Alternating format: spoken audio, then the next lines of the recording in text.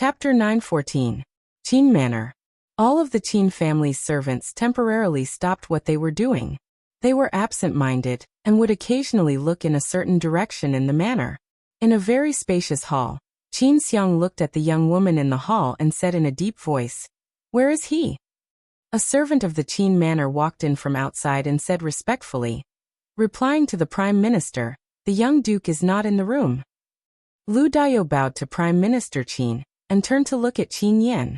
He cupped his hands and said, "Sir Qin, this young Duke Qin forcefully kidnapped a civilian girl." Qin Yan's face was gloomy and he said coldly, "Sir Lu, you should be careful with your words. Although our court does not use words to convict people, before the matter is clear, it is best not to speak carelessly." After Qin Yan finished speaking, he looked at the woman and asked with a gloomy expression, "You said that you were kidnapped and sent here?" The man who looked like a bailiff frowned and took half a step forward, but he was stopped by Lu Dao. The woman nodded and said, "Yes." Qin Yan asked again, "Then how did you escape the room?" The woman opened her mouth, but before she could say anything, a silhouette stepped out from behind her. The woman with a scar on her face stared straight at Qin Yan as she spoke. "I heard this young lady calling for help in her room, so I secretly let her out." Qin Yan frowned. You what you? The man finally couldn't take it anymore. He took a step forward and said, "The witness and material evidence are conclusive. Do you still want to deny it?" "You are." Just as Qin Yan's anger rose, he was interrupted by Lu Dao. County Magistrate Lu smiled and said, "The country has its laws. The young duke forcefully kidnapped a civilian girl. This is an established fact. Her Highness the Princess has ordered this case to be investigated strictly. I hope that Sir Qin will not hide the information about the young duke." Qin Yan impatiently shook his head. "I don't know where he is." "This official is just reminding you." County Magistrate Lu smiled and respectfully bowed to Prime Minister Qin before saying, "Let's go." "Wait a moment." Qin Yan stretched out his hand and pointed at the woman with a scar on her face. He said, "She's a maidservant of my Qin clan. Lord Lu, are you taking her away as well?" Lu Dao shook his head and said, "What are you talking about, Mr. Qin? This girl is the key to this case. Of course, we have to take her with us." Qin Yan glared fiercely at the woman, but in the end he didn't make any further movements to stop her. Qin Xiang held his forehead and leaned back in his chair. He closed his eyes and muttered, "This bastard, this bastard." Qin Yan clenched his fists and walked to the door. He looked at a servant of the Qin clan and asked in a low voice, "Where is that unfilial son?"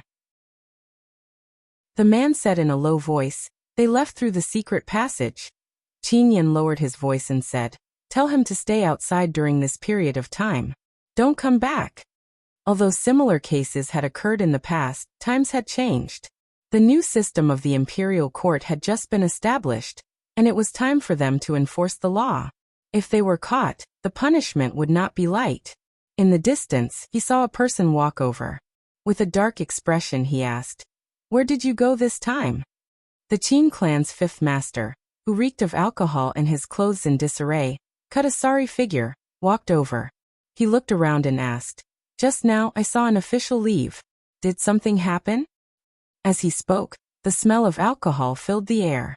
Qin Yan took a step back in disgust and asked, "How did you end up like this again? You've lost all the face of the Qin clan."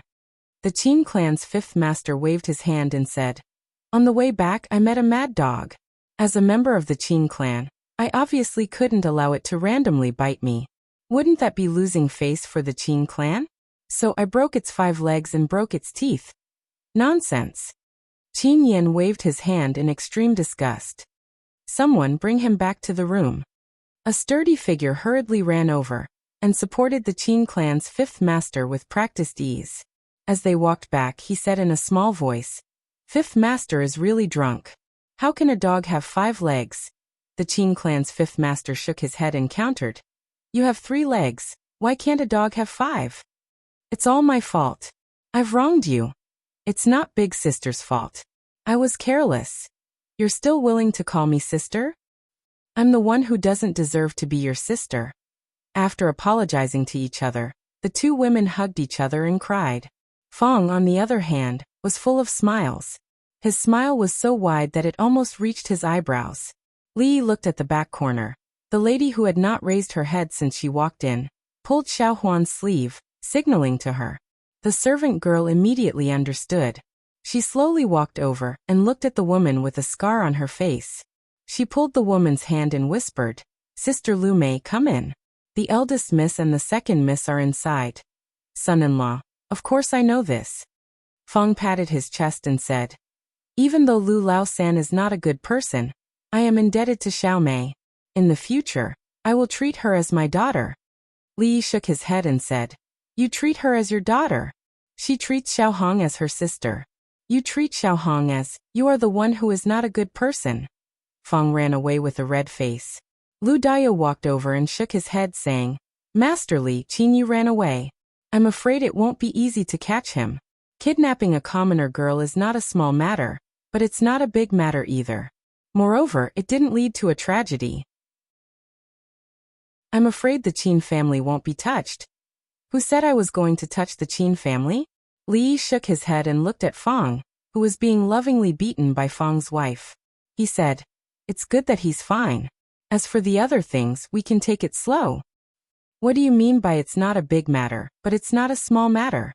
The sloppy old man frowned, looked at Lu Dao and asked, "Do you know what that place looks like?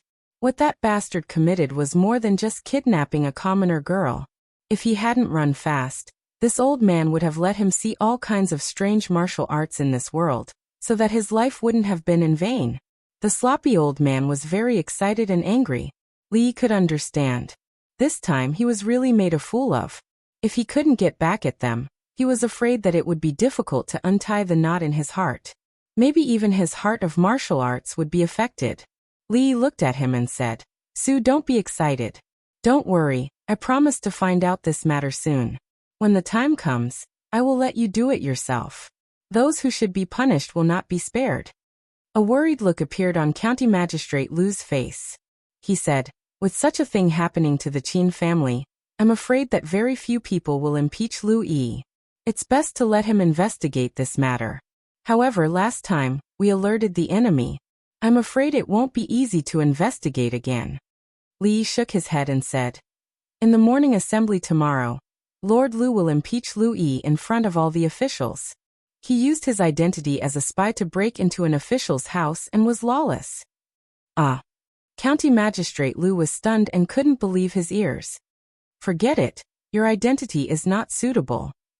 Li thought for a moment, then shook his head and said, "Let's change it to Lord Zeng. When Lord Lu goes back, please go to the capital governor's mansion." County Magistrate Lu thought for a moment and asked doubtfully, "Lord Li, forgive this lowly official for being slow-witted, but why do we impeach Lu Yi?" "Lord Lu is very careful. After Lord Zeng impeaches Lu Yi." Li looked at Lu Dao and said, "Lord Lu, please write down the names of those who follow the trend."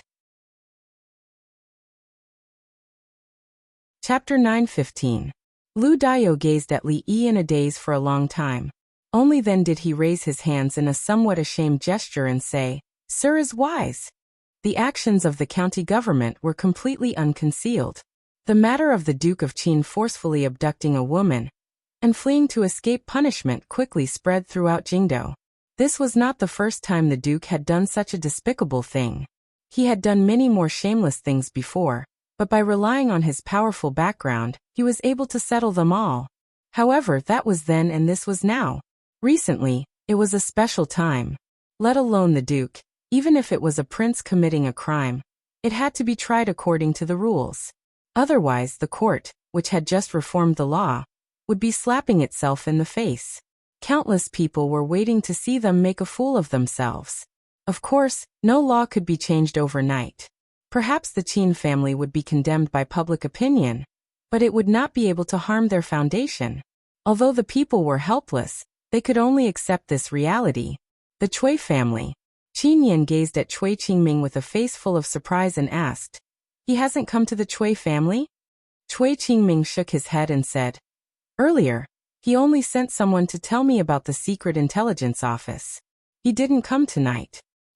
He then shook his head and said, "Today is different from the past. He really should be more careful. If he is caught by the government, It will be troublesome. After this incident, I will let him stay at home peacefully for a period of time. When His Highness the King of Shu returns, everything will be settled. Qin Yan sighed and said, I'll go to the other families to see. If this unfilial son isn't in the Cui family, where can he hide? After Qin Yan left, a person walked up to Cui Qingming and said in a small voice, The matter of Qin Yu is only a small matter. Its influence is limited. I'm just afraid that once they catch Qin Yu and dig out some other things from his mouth, things will be very bad. Cui Qingming thought about it and waved his hand.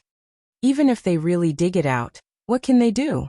If they really have the guts to dig it out, there's no harm in helping them. The middle-aged man beside him paused and seemed to realize something.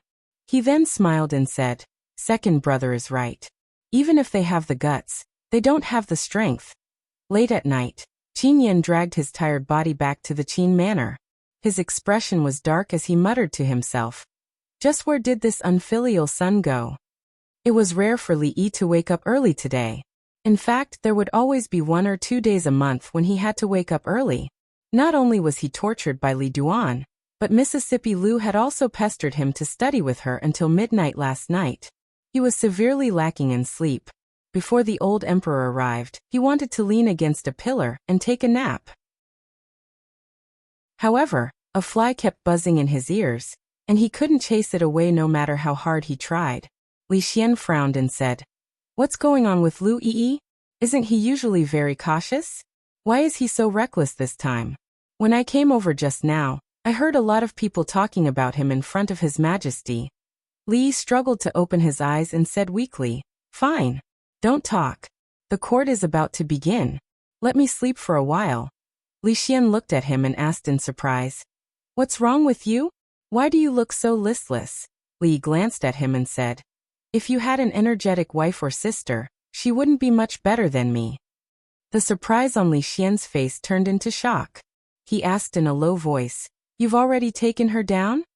Before Li Yi could understand what he was saying, a eunuch announced in a sharp voice that His Majesty had arrived.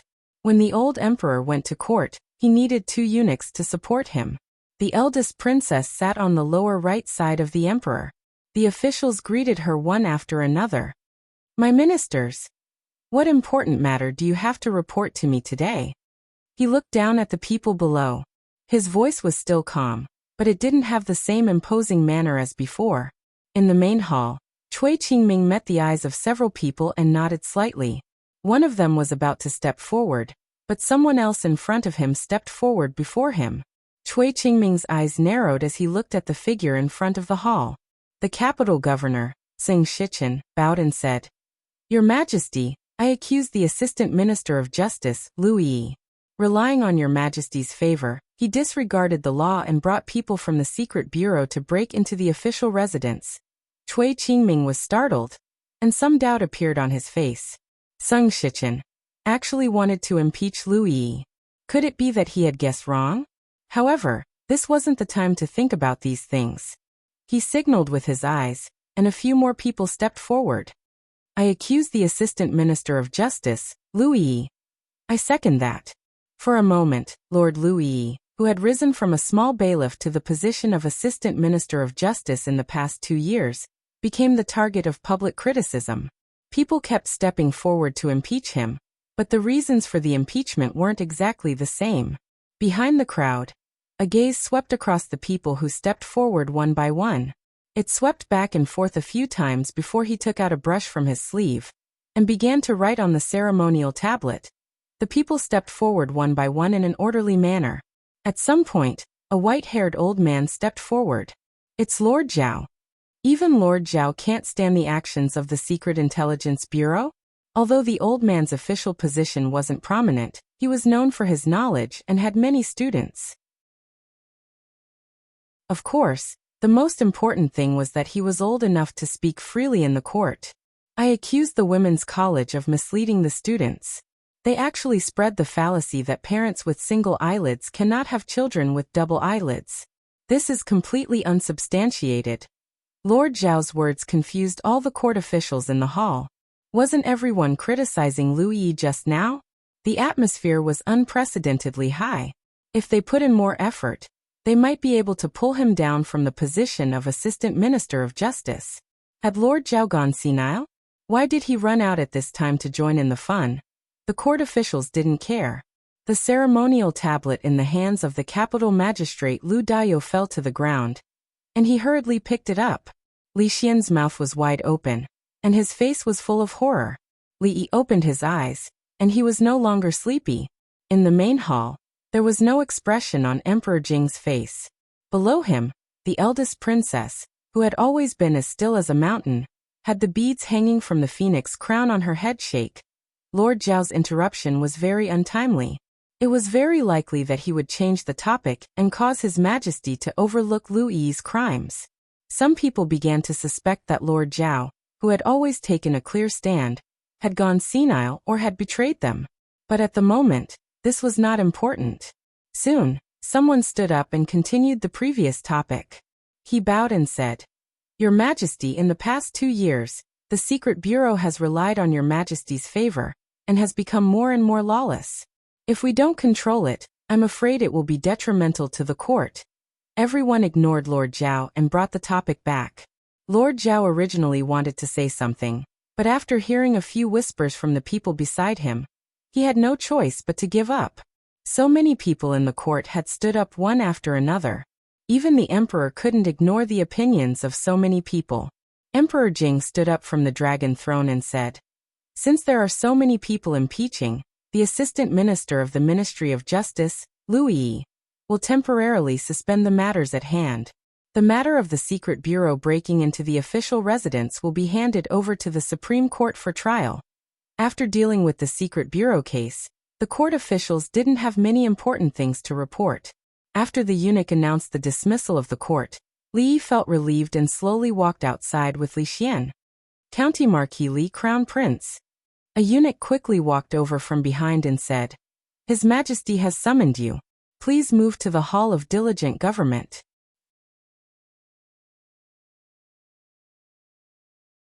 Chapter 9:16. Outside the Hall of Diligent Government, when they were about to step on the steps, Li Yi said to Li Xian worriedly, "Be careful when you go in." Li Xian nodded solemnly and said, "Don't worry, I know the importance of this matter." Regarding the matter of the women's college, although old Lord Zhao only said one sentence and the topic was quickly diverted, the officials and the old emperor didn't seem to hear it, but Li Yi always had a bad feeling in his heart. "Greetings, Your Majesty." "Greetings, Uncle Emperor." Inside the Hall of Diligent Government, the old emperor sat on his seat, while Changde and the eldest princess stood on both sides. Emperor Jing looked up at him and asked, "Do you know about the Secret Intelligence Unit?" Li Yi nodded and said, "The Secret Intelligence Unit found that many cases of missing women near the capital were related to the Qin family. Before breaking into the house, they had already confirmed this matter, but they didn't expect that there was a traitor in the Secret Intelligence Unit, who leaked the news in advance and allowed them to transfer the evidence." Emperor Jing looked at Changde, and Changde nodded slightly. Emperor Jing asked again, "I heard that Qin Yu of the Qin family raped a woman and fled to avoid punishment?" Li Yi nodded again. "It's true. Yesterday, the capital magistrate, Lord Lu, led the county government's constables and found the woman in the Qin family's residence. The witness and material evidence are conclusive, but Qin Yu is still missing. If we can find him, we might be able to find a connection between these two cases. It is not good for the Secret Intelligence Unit to intervene in this matter. I leave the Qin family's case to you." Emperor Jing picked up the teacup and moistened his lips, saying, "Is 1 month enough?" Li Yi cupped his hands and said, "I will do my best." The sloppy old man saw with his own eyes that the Qin family's case actually had a result, but it was difficult to show the process in front of everyone. If they still had any actions, they would definitely leave some traces, and things would be much simpler. But if after this matter, they completely stopped and couldn't collect evidence, things would become a little more troublesome. However, this case would come to an end sooner or later, so there was no need to worry too much. It was fortunate that the old emperor didn't seem to notice what the old man had said in court. Above, Emperor Jing took a sip of tea and turned to look at Mingzu. He asked, "Just now in the imperial court, Great scholar Zhao accused the women's college of misleading students and spreading fallacies. Is that true? Li Xian's expression changed, and he clenched his fists tightly. Li closed his eyes and opened them again, looking at Mingzhu. Mingzhu's expression was calm. After a while he said, "Recently I have been focusing on national affairs and neglected the management of the women's college. Father, please punish me." Emperor Jing waved his hand and said, "The affairs of the imperial court were forced upon you by me. How could I care about the women's college and talk about punishment?" He then looked at Li Yi and asked, "Great scholar Zhao said that parents with single eyelids can't have children with double eyelids. Is that true?" "Your Majesty," Great scholar Zhao said.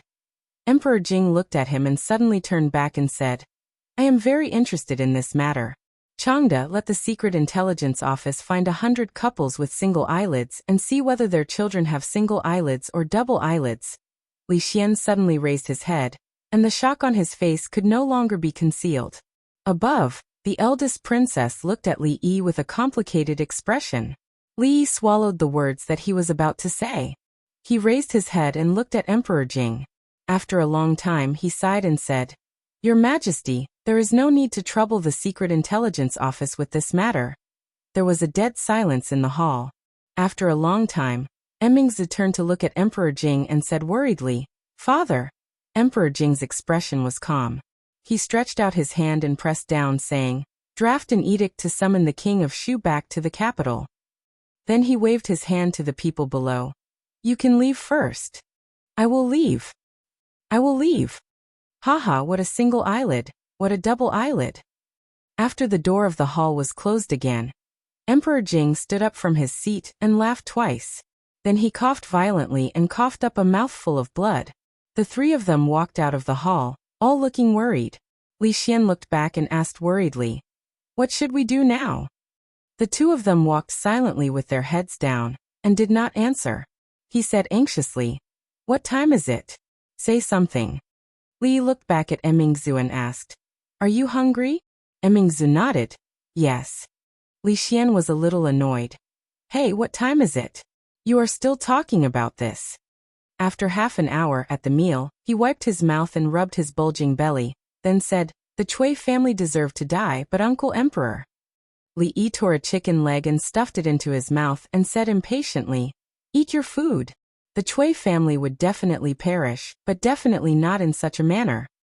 He had heard the few violent coughs that came out from the hall, and he believed that Mingzhu had also heard it. Using the Cui family's destruction to exchange for these, was it worth it or not? There was no conclusion. This was just the beginning. The royal family had made such a big scandal. If it was leaked, it would cause a lot of trouble and public opinion among the people. This was something that even the brothels could not control. They still did not know what the impact of the storm would be. Li Xian bit the chicken leg and said, "Uncle Emperor handed that case to you. How are you going to investigate it?" Things had already developed to this point, and it was already out of their control. It was useless to think too much. Li looked at Li Xian, who had already eaten the chicken leg, and asked, "Are you full?" Li Xian rubbed his belly. "I am full." "If you are full, then go home and sleep. Don't think about that nonsense." Compared to the gloomy atmosphere of the meal party, the atmosphere of the Cui family was much more cheerful. This time, Lu Yixue will definitely not be kind in the matter of the Secret Intelligence Agency. With so many eyes in the court watching, even if His Majesty wants to play favorites, I'm afraid it will be difficult. If the position of Assistant Minister of the Ministry of Justice falls back into our hands, it will be much more convenient in the future.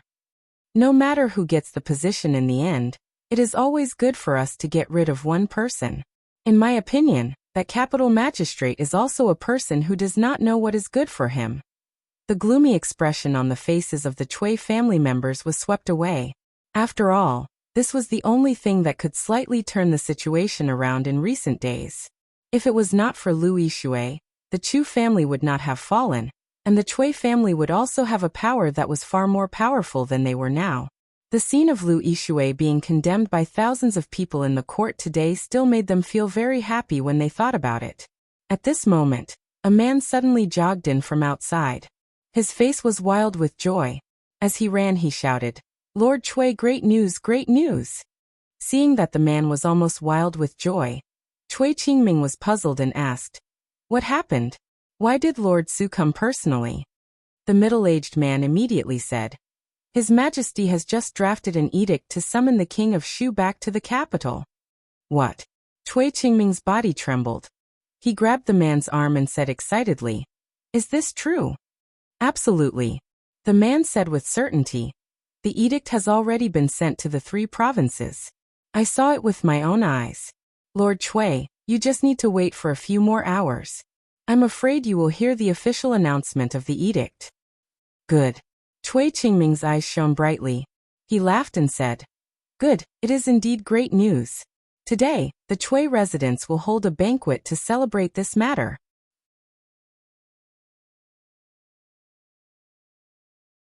Chapter 9:17. In a courtyard of the Zeng residence. Xiao Chui rested her chin on her hands and looked in the direction of the stone table in the courtyard. She murmured, "Xiao Zhu, do you think Li won't get tired of eating osmanthus cake like that?" Xiao Zhu rolled her eyes at her and said, "Do you think Li is like you? Fickle and fickle. He used to like it more than anyone else. Now that he has Su Fuji's candied plums, he won't touch osmanthus cake anymore." Xiao Chui turned around and glared at her. "That's still better than you always stealing my candied plums." Xiao Zhu didn't continue to pay attention to her. She rested her chin on one hand and whispered, "It's good that he doesn't get tired of it. Just like how Li likes your young mistress. He hasn't gotten tired of it even after so long." After that, she sighed and said, "Li met my young mistress first. At that time he and Sister Zuma weren't that close, but now." Xiao Chui glanced at her and said mysteriously, "You don't understand this." Xiao Zhu rolled her eyes at her again. "I don't understand. Do you?" "I don't understand?" Xiao Chui looked at her with some disdain and said, "Let me tell you, if it weren't for me, my young mistress and Lily wouldn't be so fast." Li Yi sat at the stone table. There was a plate of osmanthus cake on the table. He looked in a certain direction, his eyes unfocused. He reached out to pick up a piece out of habit and put it into his mouth. It was hard to say whether the important officials that he was keeping an eye on would make a move next. The key person in the case had actually disappeared. Qi knew that little bastard had no other skills, but he ran pretty fast. Even the Secret Intelligence Bureau couldn't find him. They really underestimated him in the past. Going through Qinyu to solve this case was the simplest and most convenient method. Although it was not direct enough, sometimes being direct often meant trouble. In fact, the most direct method was to give the list to the sloppy old man. Su's anger had not yet subsided. The wrath of a grandmaster was definitely not something that those who were used to living like princes could withstand. With a complete set of techniques to separate tendons and dislocate bones, not to mention a case, they could even confess all the bad things their ancestors had done for 18 generations. These officials were probably the last trump card of the Chui family. If the case was handled this way, the Chui family would be isolated and helpless in the capital. Moreover, if the Chui family was really related to the case, the Chu family would be their example. The advantage of doing this was that the Chui family had committed such a serious crime. Although they would not be exterminated, they would not be able to escape the confiscation of their properties. Thus, there was no need to use the matter of the King of Shu to deal a fatal blow to the Chui family. The matter of the King of Shu could be handled by the royal family as an internal matter. The problem was, although this method was straightforward, it involved so many nobles and officials at the same time. It would probably cause a huge earthquake in Jingdo. The safety of the nobles could not be guaranteed. It would certainly cause panic among the people and shake the court. Why couldn't there be a method that could satisfy both sides? What a headache, what a headache. Wan Ruoqing walked out of the room and saw that there were only a few pieces of osmanthus cake left on the stone table. She walked into the kitchen and took out another plate to replace the empty one on the table. Li Yi was thinking about something. When he put the thing he touched into his mouth out of habit, he found that something was wrong.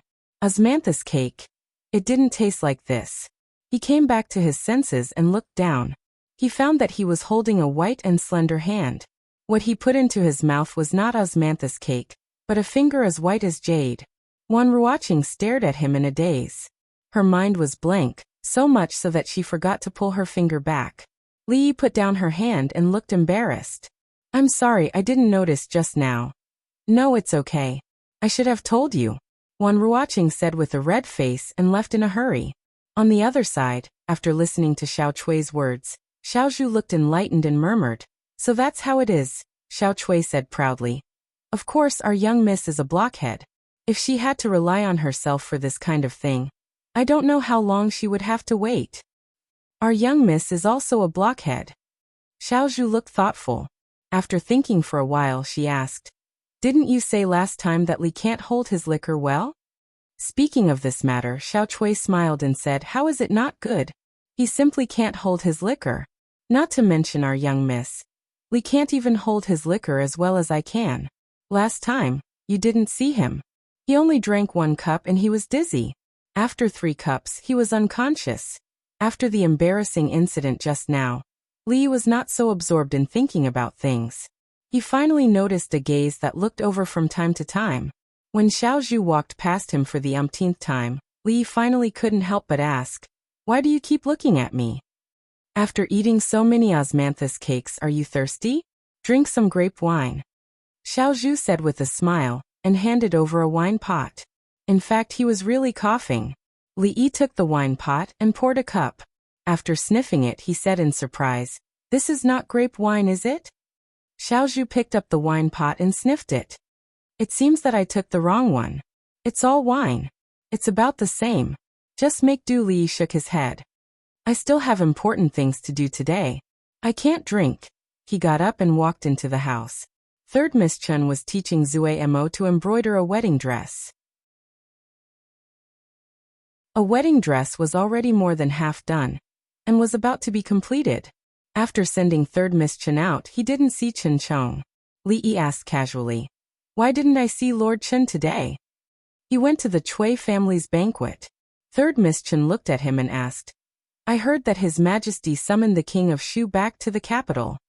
Li Yi nodded and asked again, Lord Chen went to the banquet to celebrate the return of the King of Shu?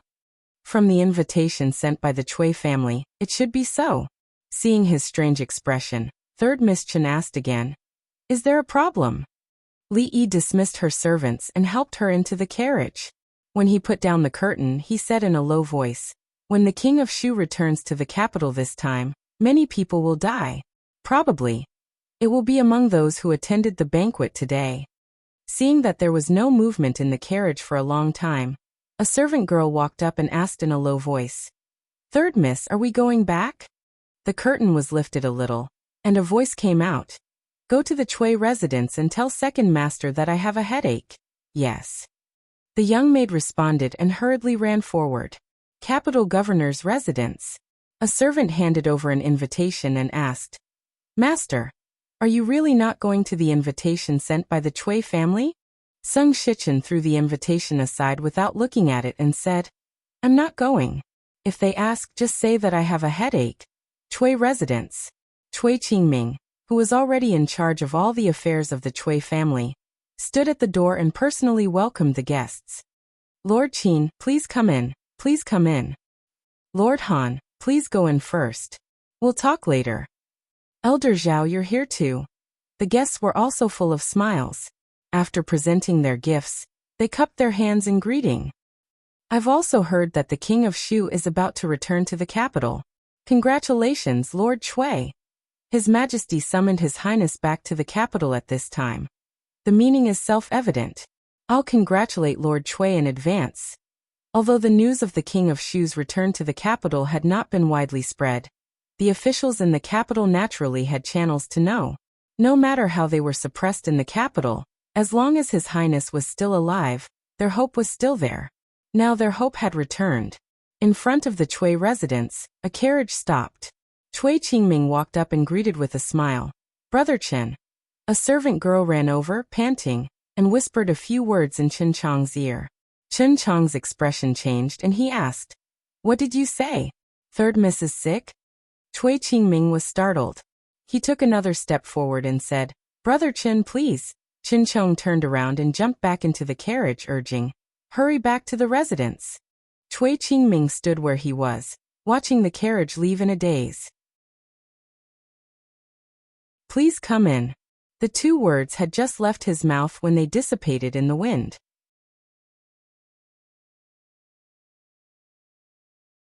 Chapter 9:18. The Cui family, which had been quiet for a long time, finally became lively again on the first day of the 6th month. Compared to the glory of the Cui family 2 years ago, the lively scene today was somewhat lacking. However, the desolation was only temporary. The announcement of the edict allowed everyone to see the dawn of hope. In the main hall of the Cui family, everyone toasted each other. The host and guests were happy and full of smiles. As they chatted, someone looked around, put down his wine cup and said in surprise, "Why don't I see Lord Chen and Lord Sung?"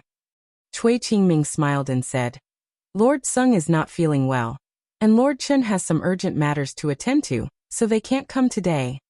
What urgent matter can be more important than this? Recently, Lord Chen seems to be a bit abnormal. It's not just Lord Chen.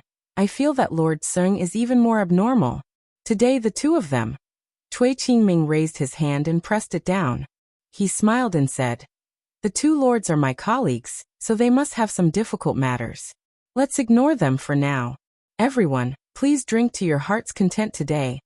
Although Cui Qingming said this, the smile on his face was somewhat forced. There was a trace of darkness hidden in his eyes that no one noticed. "Lord Qin, is there any news from nephew Qin?" Cui Qingming did not want to talk about this matter anymore, so someone changed the topic at the right time. A trace of anger appeared on Qin Yan's face.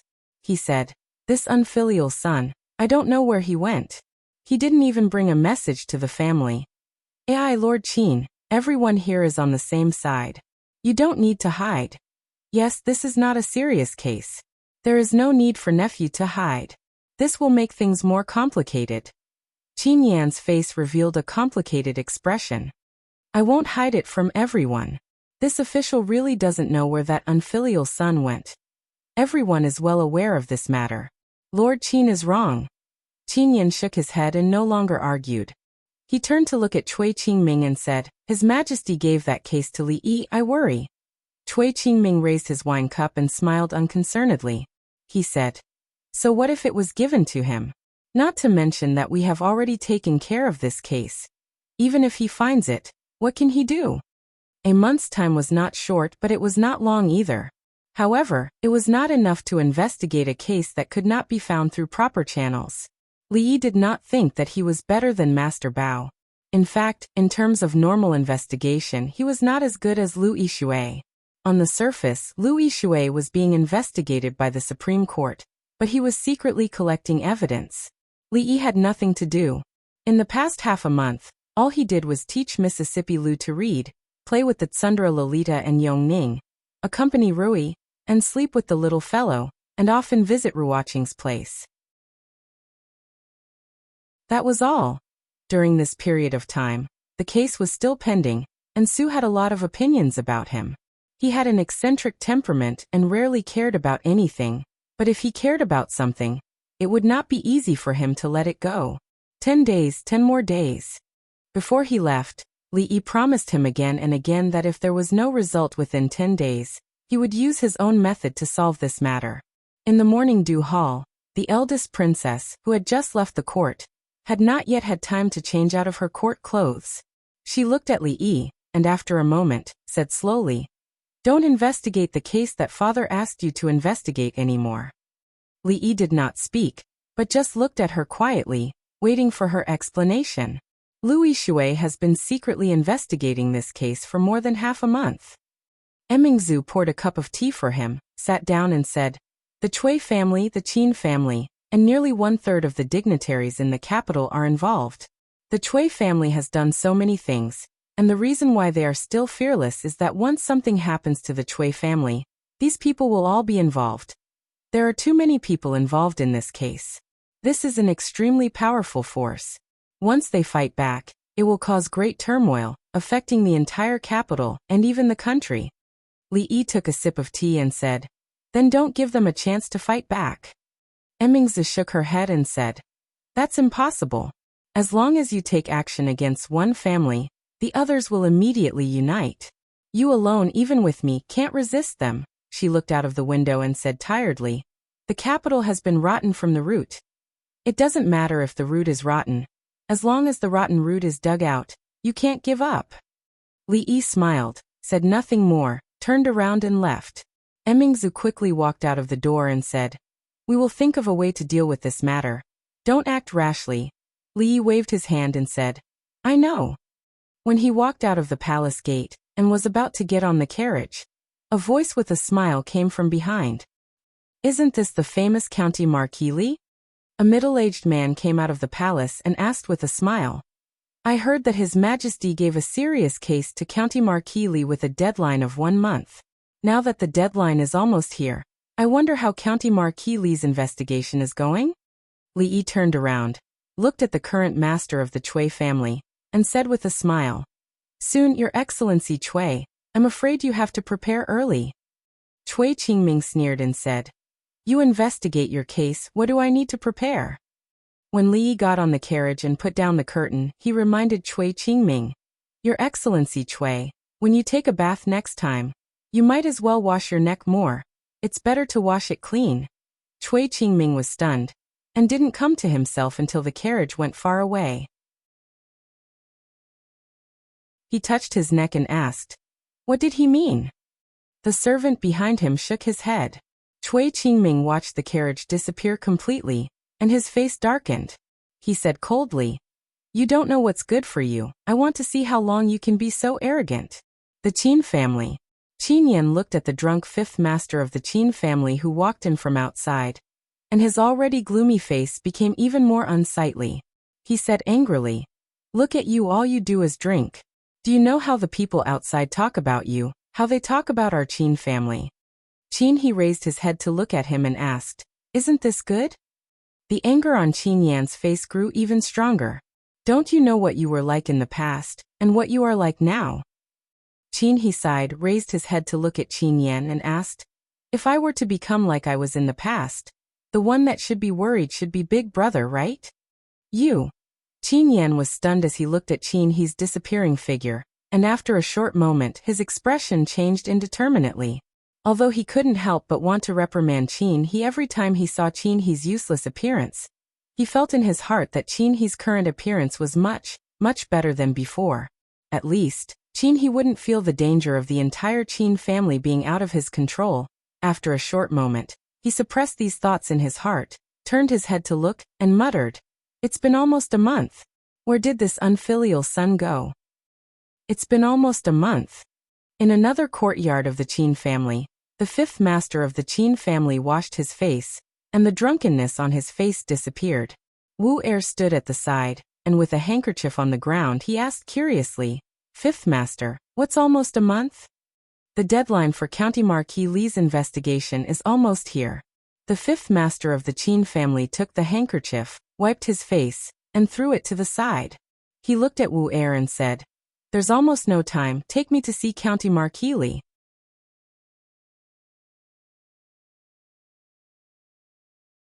Chapter 919. Imperial Father spends most of his time sleeping now. Imperial Mother won't even let me talk to Imperial Father. The proud Lolita propped up her chin with one hand and sat opposite Li Yi. Bored, she picked up the chess pieces on the chessboard and muttered, I wanted to play chess with Imperial Father today.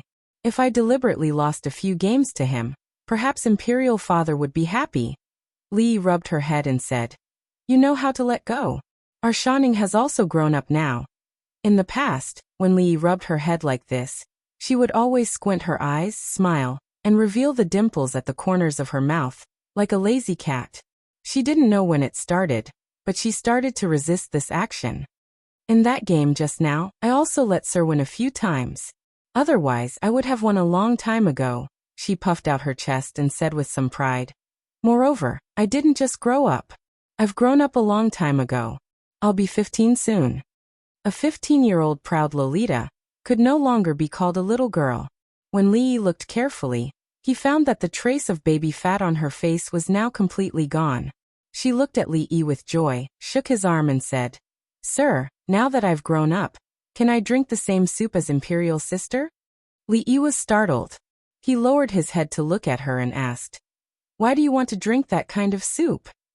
"Nothing much. If Imperial Sister can drink it, then I can drink it too." She lowered her head and looked at her toes. She said with a red face, "Moreover, I've already asked the nannies in the palace. Making soup for Xiaohuan and Rui was out of consideration for family. Giving soup to the eldest princess was out of concern for a friend. To let a proud Lolita drink soup, then he was a beast with evil intentions."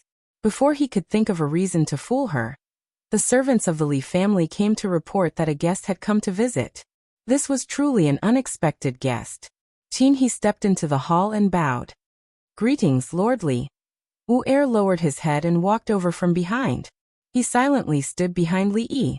Li Yi stretched out his hand and said, "Sit."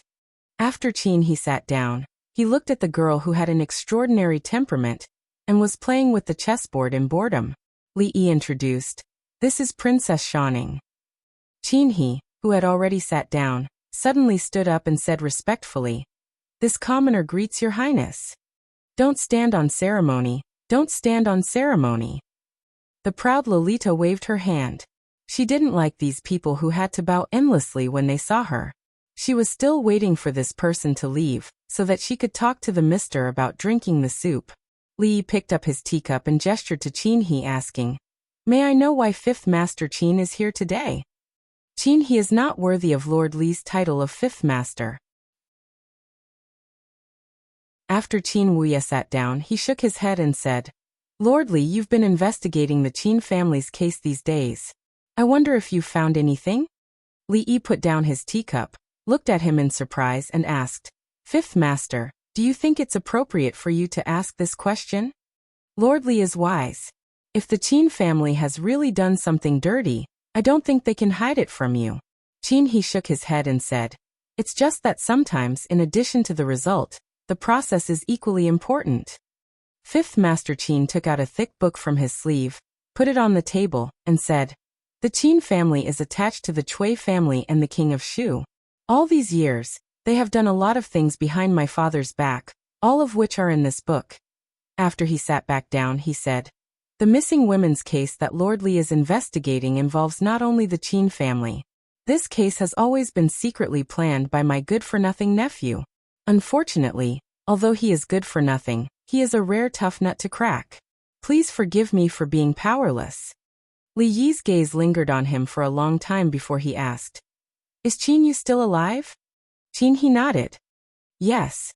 Li Yi took a sip of tea, then gave him a thumbs up and praised, "5th Master Qin, you really have a good way." Qin He just modestly cupped his hands. "In terms of means, I am far inferior to you, Lord Li." The two of them complimented each other face to face, which seemed a little shameless. Li Yi looked at him and asked, "You came today to deliver this?"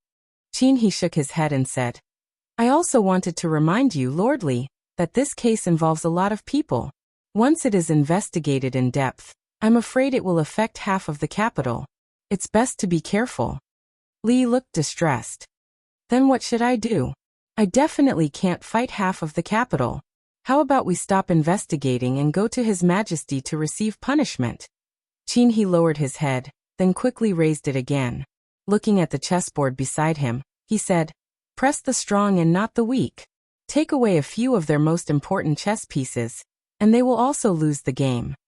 Li Yi nodded, looked at him and asked, "5th Master, do you also play chess?" This turn could not be said to be small. Qin He came back to his senses and nodded. "I know a little." Among the people she found who could play against her, the arrogant Lolita had no opponents.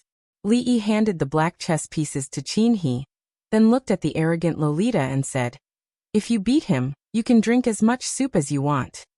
The arrogant Lolita's eyes lit up, and she asked excitedly, "Really?" Li Yi nodded. "When has Master ever lied to you?" Pinky swear. After confirming with Li Yi, the arrogant Lolita looked at Qin He and urged, "What are you still standing there for? Come over and play chess." Qin He lowered his head and said, "What kind of status do I have? How could I dare to play chess with the princess?" The arrogant Lolita put her hands on her hips like a little hen and pretended to be fierce. "I tell you to play, so play." This is an order. He glanced at Li Yi and had no choice but to sit over. After a dozen moves, the arrogant Lolita wrinkled her pretty nose and said with dissatisfaction, "Even if I want to win fair and square. I don't need you to go easy on me. If you go easy on me again, I will ask Father Emperor to beat you." He's face was expressionless, but a trace of surprise appeared in his eyes. He nodded and said, "This commoner obeys." Although Li Yi had also investigated this fifth master of the Qin family, he only knew that he was good at chess from a seemingly unintentional sentence from Prince Ning. The arrogant Lolita did not lack talent. What she lacked was the accumulation of time and experience. In terms of chess skills, she was still a distance away from these old foxes. Not long after, her delicate eyebrows furrowed tightly. He put down a chess piece and stood up. He cupped his hands and said, "Your Highness, thank you for going easy on me." The arrogant Lolita's little face showed a look of distress. If she lost, she would not be able to drink the soup that Master personally brewed. She glared at the person opposite her. This man was really hateful. She was still a child. Did he not know to go easy on her? "What are you so proud of?" She curled her lips and removed the black chess pieces at several key positions on the chessboard. She put down her white chess pieces and said proudly, "Now I've won." He opened his mouth. The arrogant Lolita immediately said, "Don't speak. If you speak again, I'll have Imperial Father beat you." Li looked at He and said with a smile, "Sorry, this is how our family plays chess." The arrogant Lolita was overjoyed because Master had just said "our family." He looked at the chessboard, then looked at Li Yi. He seemed to have understood something. A smile also appeared on his face. He took back the booklet on the table and bowed, saying, "I've lost. Your Highness, Lord Li, I will take my leave." "Master, I've won." The arrogant Lolita turned to look at him and made a gesture of victory. In the kitchen, Li Yi helped the arrogant Lolita boil soup. He conveniently took a chicken leg and handed it to the sloppy old man standing outside the door with a bitter expression. The sloppy old man glanced at him. "I have no appetite." Forget it. That thing. I'll give it to you." Li Yi took out a booklet and handed it to him. He said, "If you don't have enough people, you can go to the Lu Alliance to find Lu Luo. They shouldn't refuse Su's request." After the sloppy old man took the booklet, he flipped through it and turned to leave. After a few steps, he turned back and snatched the chicken leg from Li Yi's hand. The next moment his figure suddenly disappeared.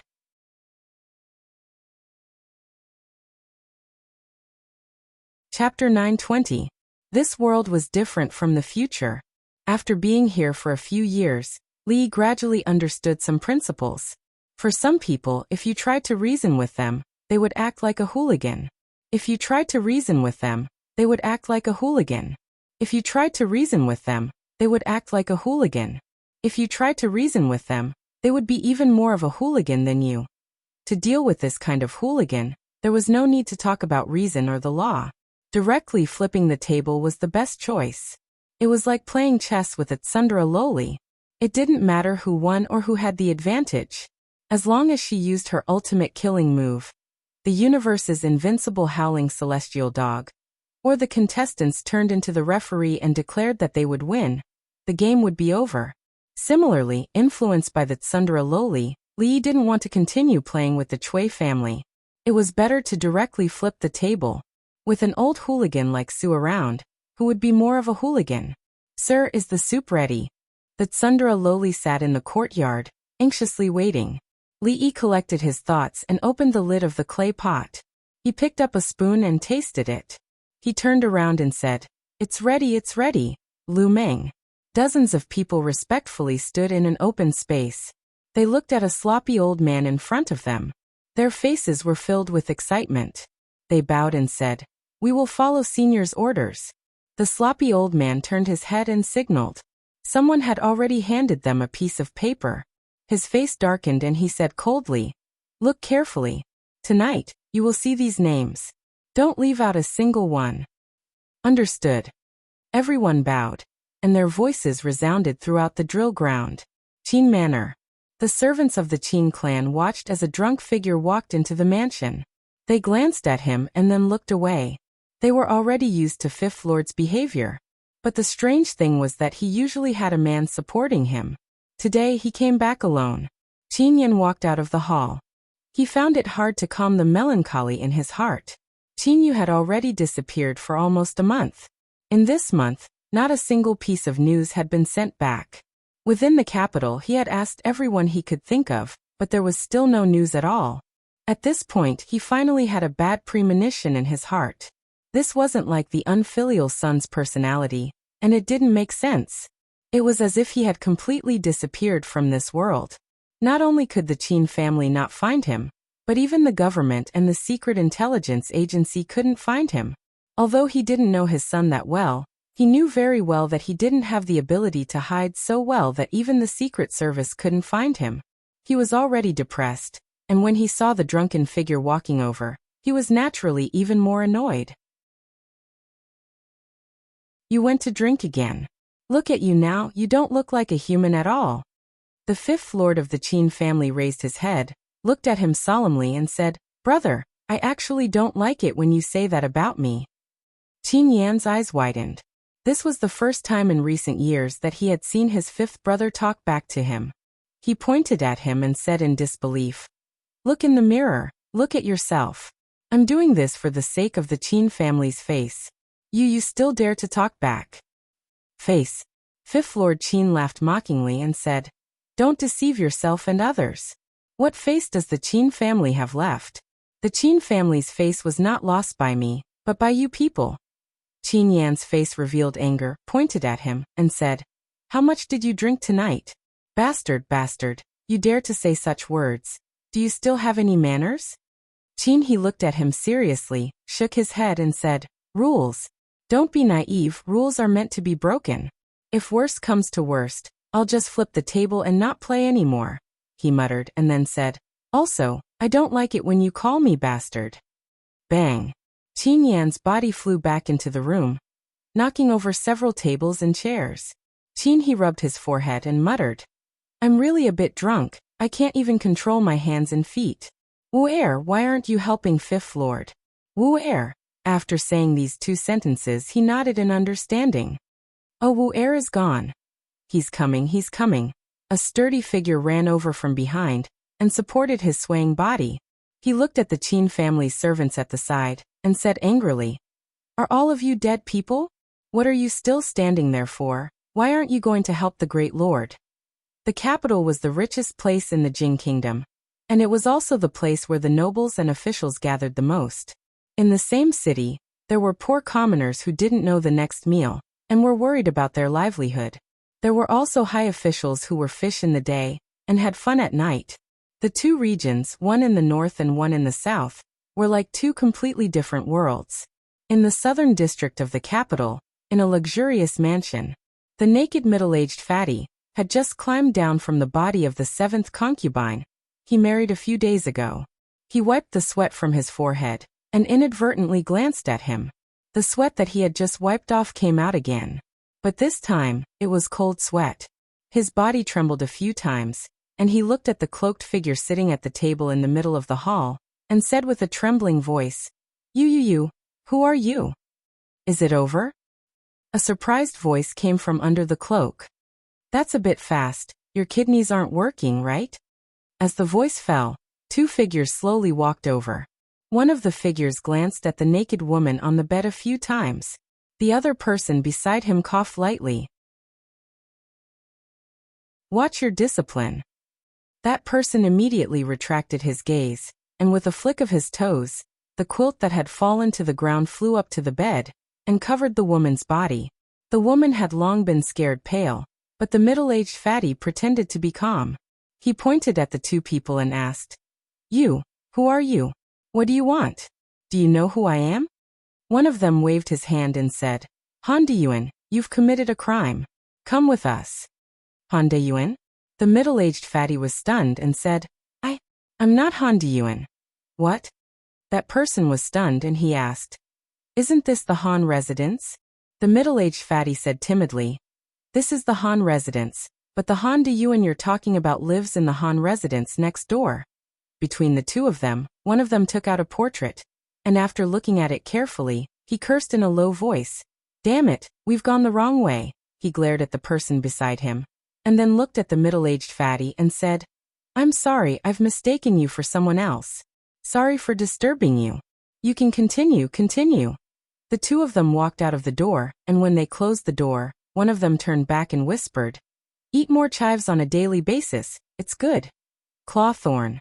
Before the middle-aged fatty could finish his sentence, he felt a sharp pain in his neck, and his entire body went limp and fell onto the bed. The woman wanted to open her mouth to scream, but her vision also went black, and she lost consciousness. Not long after, in the house next door, a middle-aged man curled up at the foot of the bed and looked at the two people in the room in horror. He said with a trembling voice, You, who are you? What are you doing here? A black shadow in the room asked in a deep voice, Are you Han Sanyuan? The middle-aged man felt relieved and he shook his head and said, No, you've got the wrong person. I'm Han Diyuan. That's right. A person walked forward and tapped his neck lightly. The middle-aged man was horrified to find that his body could no longer move. The figure hidden in the cloak said coldly, Han Diyuan, you've committed a crime. Come with us.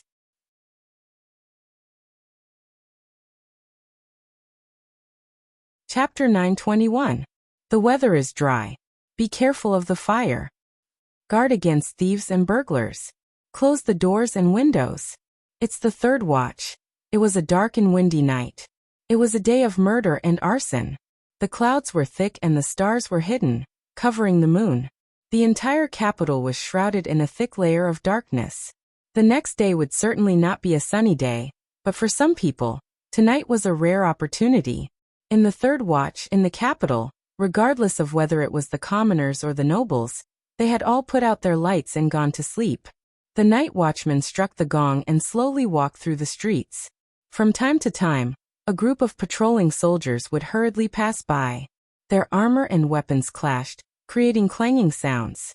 However, neither the night watchman nor the soldiers noticed that above their heads, countless ghostly figures were swiftly passing by. In a noble manner. In the quiet manner, a few barks suddenly came from a dog. A guard opened his sleepy eyes and mumbled, It's the middle of the night. What are you barking for? Tomorrow, we'll kill you and make stew. Although he said this, he still got up and opened the door intending to go over and take a look. In the courtyard in the darkness of the night, a black figure looked indifferently at the vicious dog opposite him. The vicious dog immediately stopped barking and ran back to its kennel with its tail between its legs. The guard, whose hand was already on the door latch, narrowed his eyes and listened. He then shook his head and sleepily returned to his room. In a room in the courtyard, another figure completely shrouded in a cloak patted the face of a man who was sleeping soundly on the bed. Wake up. The man opened his eyes. His face was filled with panic and fear. Then his acupuncture points were sealed. He could not move or speak. His entire body was put into a large bag. The figure carried the bag and walked into the courtyard. With a light leap, he leaped onto the courtyard wall. The figure in the courtyard glanced at the kennel and quickly retreated.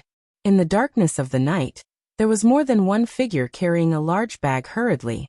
Everyone rushed over from all directions. Finally, they all gathered in the same courtyard. The unkempt old man swept his gaze over them and said, Count. Is everyone here? A person counted and respectfully said, There should be 40 people, but there are 38. There are 2 more people on the way. Senior, please give us your instructions. They're here. As soon as the voice fell, 2 large bags were thrown in from outside. The sloppy old man walked back into the hall, pulled out a chicken leg, took a bite and said, You should be responsible for your own people. There were quite a few rooms in the courtyard. Everyone split into groups of 2, picked up the squirming bags in the courtyard, and picked a room to enter. In a certain room, the man sitting in front of the table looked at the figure kneeling before him and asked in a deep voice, Name? You, who are you people? In the hall, the man who was only wearing an inner shirt had a look of horror on his face. Why did you bring me here? The man asked again, Name? You, do you know who I am? If you capture me, don't even think about escaping the capital. Behind him, a man kicked him impatiently. I'm asking you a question. Come back here and don't play any tricks. Although the man kneeling there was terrified, the situation was beyond his control. In order not to provoke these villains, he could only answer honestly, Wei Qi. Official position. Ministry of Works. Assistant Minister of the Ministry of Works. The man glanced at him and said, What bad things have you done? Tell me. The man called Wei Qi looked up, then lowered his head and said, I don't know what you're talking about. Leniency for those who confess, and severity for those who resist. The man in the cloak reminded him, for example, the dirty things you've done with the Qin family and the Cui family. Tell me everything. Wei Qi's body trembled. He raised his head and said helplessly, Why did you capture me? I really don't know what you're talking about. The man in the cloak turned his gaze to another person and said, Don't waste time. Do it. You want to. Ah.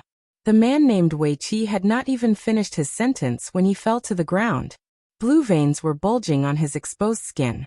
His forehead was dripping with cold sweat. His body was twitching uncontrollably. It was obvious that he was in extreme pain. The man squatted down and asked, Are you going to tell me? I don't know. I don't know what to say. The man didn't ask any more questions. Instead, he reached out and touched a certain spot on Wei Qi's body again. This time, the blue veins under his skin began to throb like wriggling earthworms. It was extremely terrifying. At the same time, from time to time, he let out a low roar of extreme pain. Tears and mucus flowed down his face. Without waiting for the man to ask any questions, he immediately said, I'll tell you everything. The man reached out and touched Wei Qi's body twice. Wei Qi's clothes were already soaked. He lay on the ground, gasping for breath, as if he had just been fished out of the water. The man shook his head and threw a pen and paper in front of him. Why didn't you cooperate earlier? Be honest and don't try to fool us. We all know your background. If you dare to write a lie, I'll let you have a taste of what you just experienced. Wei Qi quickly turned over, grabbed the pen, and quickly wrote on the paper. If he confessed, he might lose his official hat and die. But if he didn't, he would feel worse than death. Even if he died, he didn't want to experience that kind of torture again. In another room. You don't want to talk, do you? The masked man stood up and looked at the figure kneeling in the room. After taking 2 steps, he said to another person, Do it. The man was stunned and asked, Do what? The masked man said, Let him have a taste of the separating tendons and dislocating bones hand. The man looked at him and murmured, The separating tendons and dislocating bones hand. I don't know how to do it. The masked man was also stunned. Then what do you know? The man shook his head and said, I practice proper martial arts, not this kind of method. The masked man sat down again and said, I don't care. I was the one who caught him, so you can interrogate him. If you can't interrogate him, my points won't be deducted. You. That person glared at him, but he also felt somewhat helpless. He lowered his head to look at the man kneeling on the ground with a face full of panic, and praised.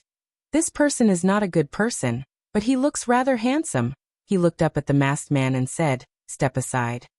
After saying that, he began to take off his pants.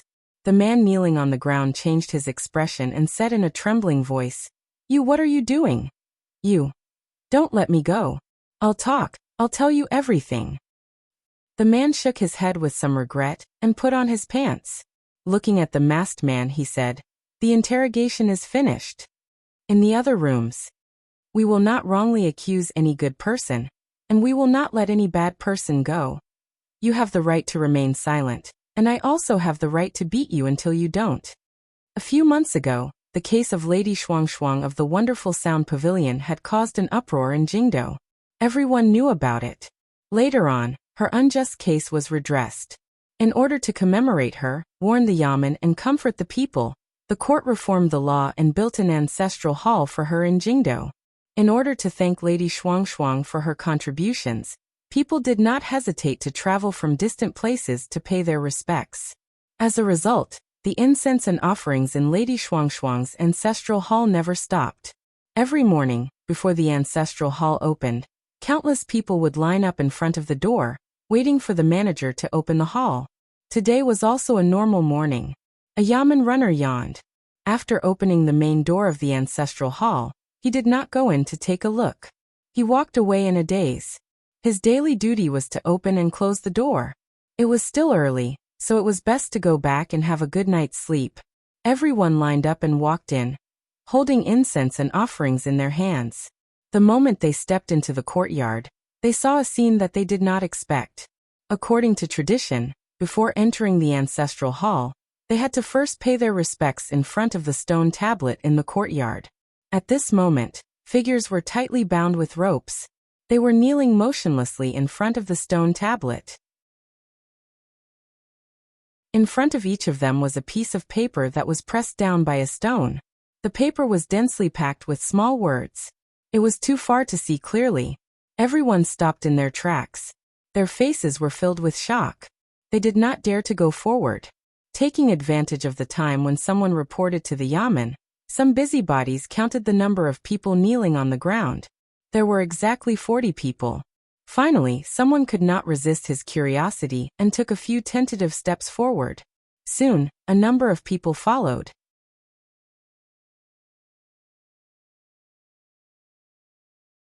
Chapter 922. The people were facing the stone tablet, and the people who were tied up and kneeling on the ground were also facing the stone tablet. Thus, no one could see their faces clearly.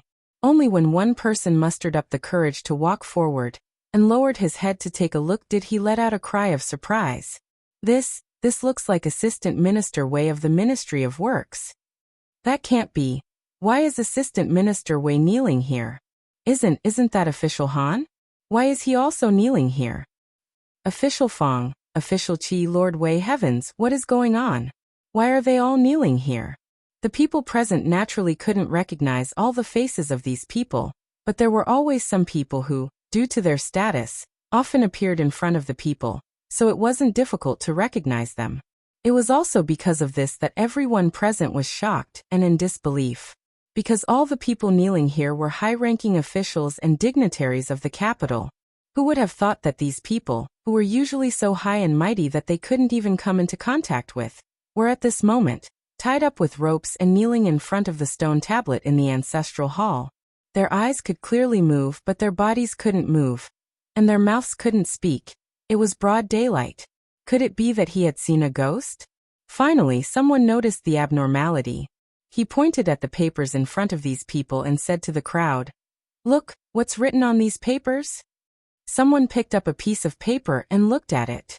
The expression on his face was at first stunned, then gradually became one of hatred and anger.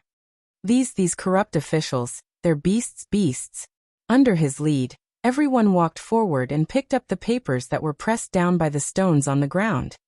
Ah, these corrupt officials are actually so daring, right under the feet of the emperor of the capital.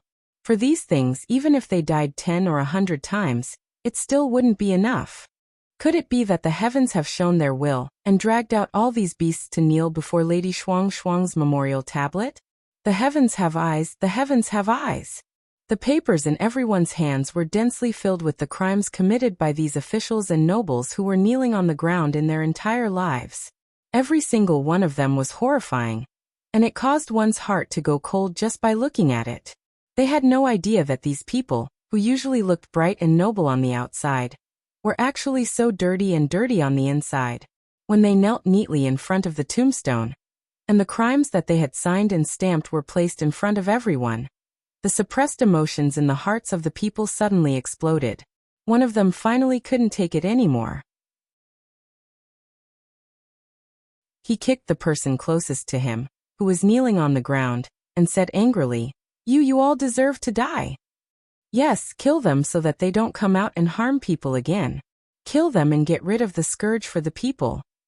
After the first few people made a move, the crowd immediately became enraged.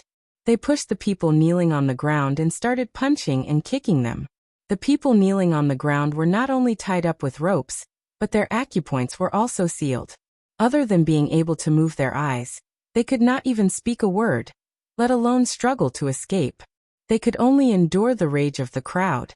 The commotion in the ancestral hall quickly attracted the attention of the people nearby. The crowd surrounded the ancestral hall so tightly that not even a drop of water could trickle through. The people on the outside had no idea what was going on.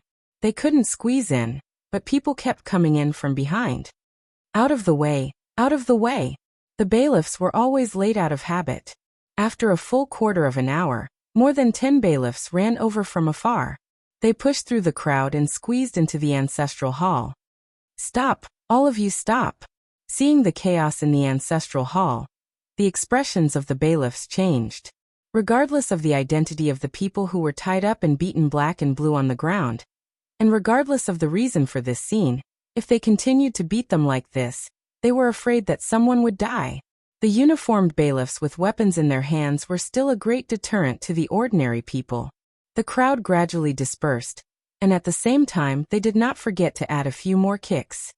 What exactly is going on? One of the bailiffs looked at the pitiful state of the people and felt a chill in his heart. He asked loudly, "Sir, look at this." A commoner handed over a thick stack of paper. After the bailiffs flipped through a few pieces of paper, his legs couldn't help but feel weak.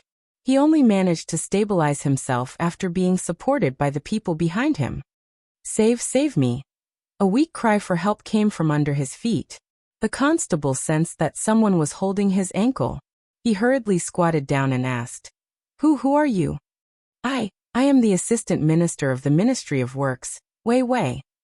The Assistant Minister of the Ministry of Justice, whose face was already swollen like a pig's head, fainted before he could finish his sentence. The bailiffs looked at him and carefully tried to identify him for a long time, but he still couldn't see which part of him resembled the Assistant Minister of the Ministry of Works. He sat on the ground with a pale face.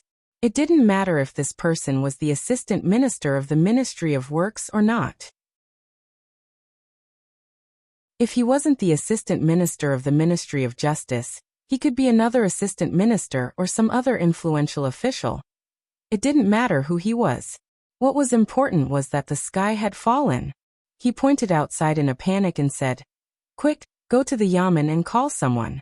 Tell Sir Tsung that something big has happened." At the same time, in the mansion of an official in the capital, a servant stood at the door of a room. He paced back and forth for a long time, and said with some confusion, "Why hasn't Sir gotten out of bed yet? Is he not going to court today?" He finally couldn't help but knock on the door, then pushed it open and entered. Seeing the empty bed, he said in surprise, "Where is Sir?" Not long after, a servant hurriedly ran out of the door and went straight in the direction of the yamen.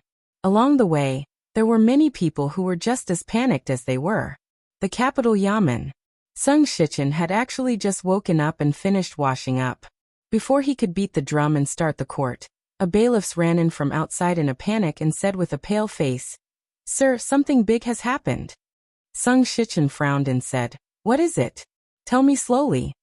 The bailiffs hurriedly said, 40 officials and nobles in the capital were kidnapped last night, and were only found this morning. They were all tied up and kneeling in Lady Shuangshuang's ancestral hall. Sung Shichen was startled and asked, "How many did you say?" "Not more, not less. Exactly 40. As soon as he finished speaking, there was already a burst of noise coming from the entrance of the yamen. "I want to report a case. My lord is missing. My marquis is also missing. My old master and second master are missing." Sung Shichen's body swayed, and he had to support himself against the wall to steady himself. More than 40 officials and nobles in the capital had all been kidnapped in one night. Where did these bandits eat the heart of a bear and the leopard's gall? This was not a crime. This was clearly piercing the sky. In front of the yamen, there was a burst of ghostly wails and wolf howls. In the great hall of the imperial palace, the civil and military officials all looked puzzled. Without the slightest sign, the number of people in court today was nearly 20% less than the day before. Although the court was not empty, the crowd had indeed become much sparser. The censors were standing in a line at the front, impeaching the officials who were absent from court for no reason. A eunuch ran in quickly from outside. Because he was too flustered, he even tripped when he stepped into the hall. He stumbled and crawled in. He knelt on the ground and said in a panicked voice, "Your Highness, the capital governor has an urgent report." A moment later, The originally quiet court suddenly became an uproar. Above the great hall, the eldest princess slowly stood up. As if she had thought of something, her expression changed slightly.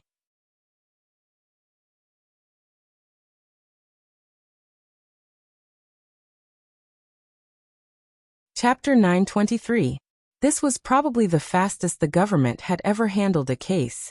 The people who had reported the case were still at the door of the yamen. There was no need to rush to redress their grievances, but the important figures who had been lost had all been found. Logically speaking, regardless of whether it was the government or the people who had reported the case, this was a joyous matter. The case had been solved, and everyone could go home and find their own mothers. No one would be troubled. However, the matter was not so simple. The people who had been tied up were all influential figures in the capital, and 40 of them had been tied up quietly. They had only been discovered in the morning. This was probably the worst case that had happened in the capital since the founding of the country. After today, how could the other officials and nobles in the capital sleep peacefully? After all, no one wanted to go to sleep at night and wake up the next day in a strange place. Their bodies were tied up, unable to move or speak, and they had to kneel in front of the people. This case had to be investigated, thoroughly investigated. If those vicious thugs were allowed to roam freely in the capital, no one would be able to sleep peacefully in the future. This was only one of the reasons. The papers that recorded the crimes of the officials and nobles who were tied up had long been spread by the mouth of the public. They were indeed the victims, but at the same time, they were the perpetrators. The words that were written with blood and tears could be verified to prove their authenticity. The court was in the midst of a legal reform. Although the crimes of the nobles could not be equated with those of the common people, if a common person committed any of the crimes, they would be beheaded dozens or hundreds of times. It would not be too much to just behead them once, right? Each of these people had committed grave crimes. There were countless eyes watching outside. Who would dare to let them go back? Sung Shichen rubbed the space between his eyebrows. He had already ordered the bailiffs and bailiffs to bring those people back, but other than a few who could speak, the others seemed to have been cast with a paralysis spell. Even though their noses were bruised and their faces swollen, they could not make a sound of pain, much less move. Sir Tsung, can I bring my master back? Sir, my master is injured and needs immediate treatment. Your government is not going to catch those assassins, but instead detain these officials here. What are your intentions? Sung Shichen rubbed his temples again when he heard the shouts coming from outside the hall. Those people were either nobles or high officials. Even he couldn't offend so many clans at the same time. Just as he was having a headache, a constable finally walked in with a happy expression and said loudly, "Sir, someone from the palace has come." It was not only the eunuchs who came from the palace to announce the imperial edict, but also the medical officials of the Imperial Physician Bureau. After examining them, the imperial physician Lu Jimin shook his head and said, "These people have all had their acupoints sealed. It's the technique of a warrior." A gray-robed old man walked out from the back. He stretched out his hand and pointed at one of the men's necks. In the next moment, a miserable howl was heard. The man finally regained his freedom. He covered his buttocks and screamed miserably. The gray-robed old man walked around the crowd and unsealed everyone's acupoints one by one. Suddenly, everyone heard a series of screams, and the situation went out of control. Sung Shichen stepped forward, looked at the young man at the front, and asked, "What did His Highness say?" Lu Yichuan looked at him and slowly said, "Investigate thoroughly." Sung Shichen nodded and said, 40 officials have been arrested. The impact is too bad. If we don't investigate clearly, many of the officials in the court will not agree. A thorough investigation naturally has to be conducted. However, to be able to commit such a crime without anyone knowing, I'm afraid it's not the work of an ordinary person. It won't be easy to investigate this case. The crimes committed by these sinful officials and nobles must be thoroughly investigated. Lu Yichuan looked at him and said, "These people will temporarily stay in the capital government office. The Imperial Physician Bureau will treat their injuries. The Secret Intelligence Bureau will take over everything else." A smile appeared on Sung Shichen's face. He placed a thick stack of papers in Lu Yichuan's hand and said, I'll have to trouble Lord Liu. The onlookers had already surrounded the capital government office. If those wicked people who had committed heinous crimes walked out, it was likely that some uncontrollable events would occur. Fortunately, this time the court did not disappoint them. Not a single one of the 40 people walked out of the government office. The capital governor's manor had also put up a notice outside, expressing strong condemnation of those audacious thieves who had kidnapped officials and nobles. At the same time, it expressed that the case would be strictly investigated, and the thieves would be arrested as soon as possible, so that the capital could be restored to order. As for the crimes that these 40 people had confessed to, the government would certainly verify them one by one.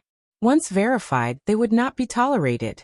If the people had any clues or evidence, they were welcome to provide them, and they were also welcome to supervise. If the government handled the case like this every time, the people would naturally not be dissatisfied, and the grievances like doe's would probably not occur. The people were very satisfied with the way the government handled the case, and their emotions were no longer agitated. They no longer gathered in front of the government office, and gradually dispersed. However, their attention did not shift.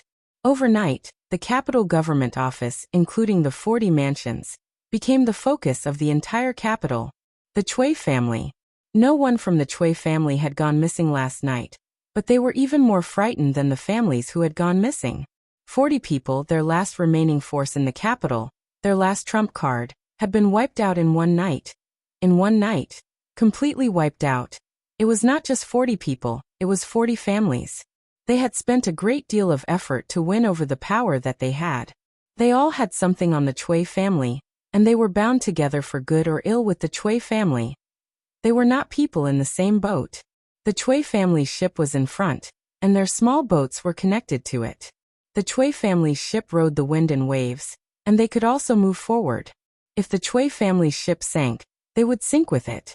The destruction of one small boat had a limited impact on the big boat, but if all 40 small boats on the big boat sank, how could the Chui family ride the waves alone?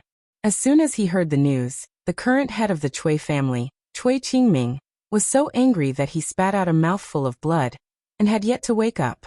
The people of the Chui family gathered in the meeting hall, and everyone's faces were filled with panic. In just one night, the Chui family had gone from having countless supporters to being alone. Although they could not be considered alone, there was still the Qin family, the Chen family, and the Zheng family. But at this time they could no longer affect the general situation. This was not the most frightening thing. The crimes of those people might be related to the Chui family in some way. If their crimes were proven, the Chui family and the Chui family would find it very difficult to escape.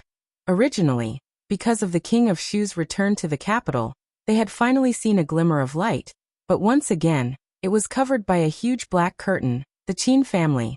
The daring thieves must be investigated, but as officials and nobles, they disregarded the law and acted so unscrupulously.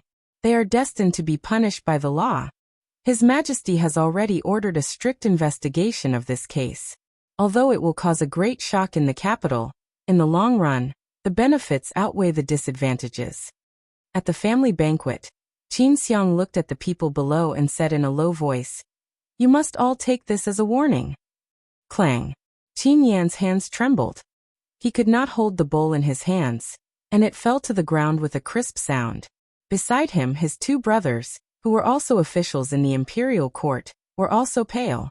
At the bottom of the banquet, the Qin family's 5th master picked up a mouthful of food and tore off a chicken leg.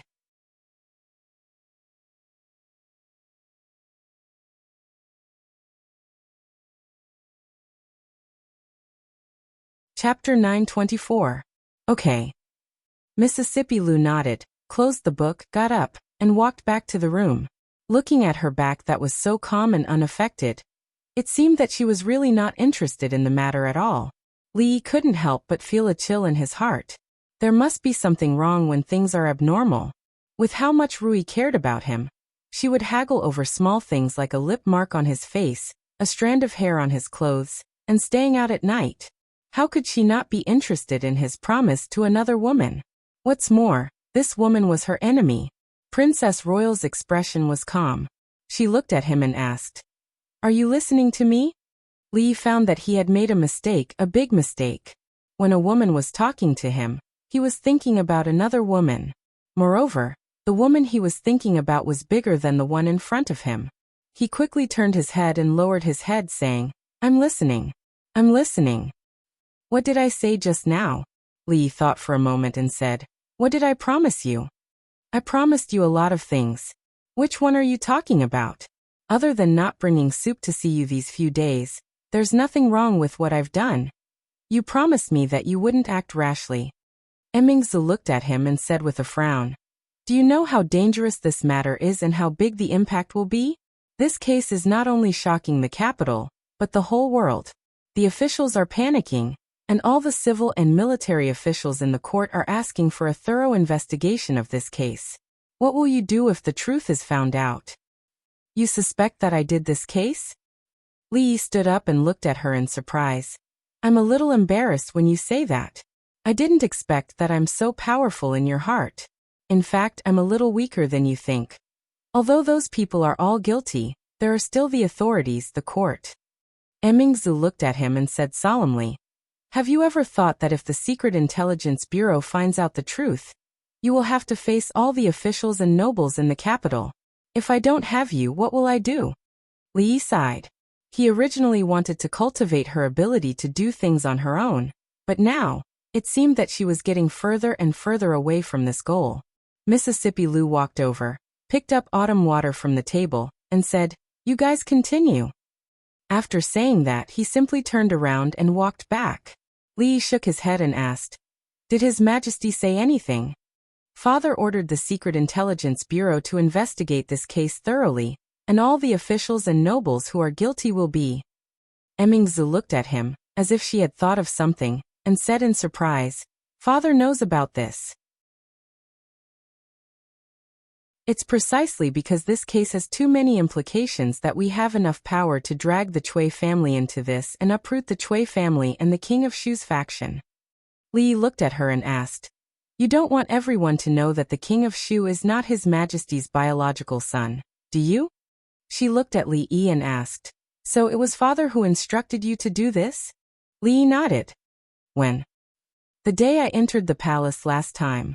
This matter had to be carried out with lightning speed, leaving them no time to react. It was impossible for the imperial court to mobilize a large number of imperial guards to confiscate the property of the Cui family, and the capital would probably be in an uproar.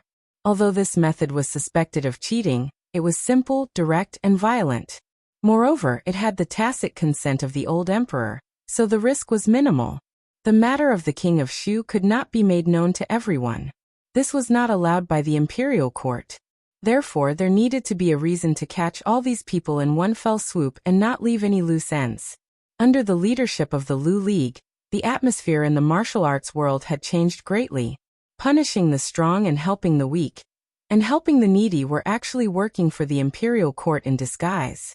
This force was very powerful, but it could not be directly used by the imperial court. A long time ago, he and the old emperor had reached an agreement on this force. Emingzi looked at him, and a trace of disappointment appeared on her face. "You and Father have already discussed this. Then let's leave it at that." After saying this, she turned and walked out. Seeing the change in her expression, Li hurriedly stood up and caught up with her. He said, "I'm sorry, it's my fault." Emingzi shook her head and said, "You're not wrong." "I'm wrong." "You're not wrong." "I'm really wrong." Emingzi stopped and turned to look at him. She crossed her arms in front of her chest.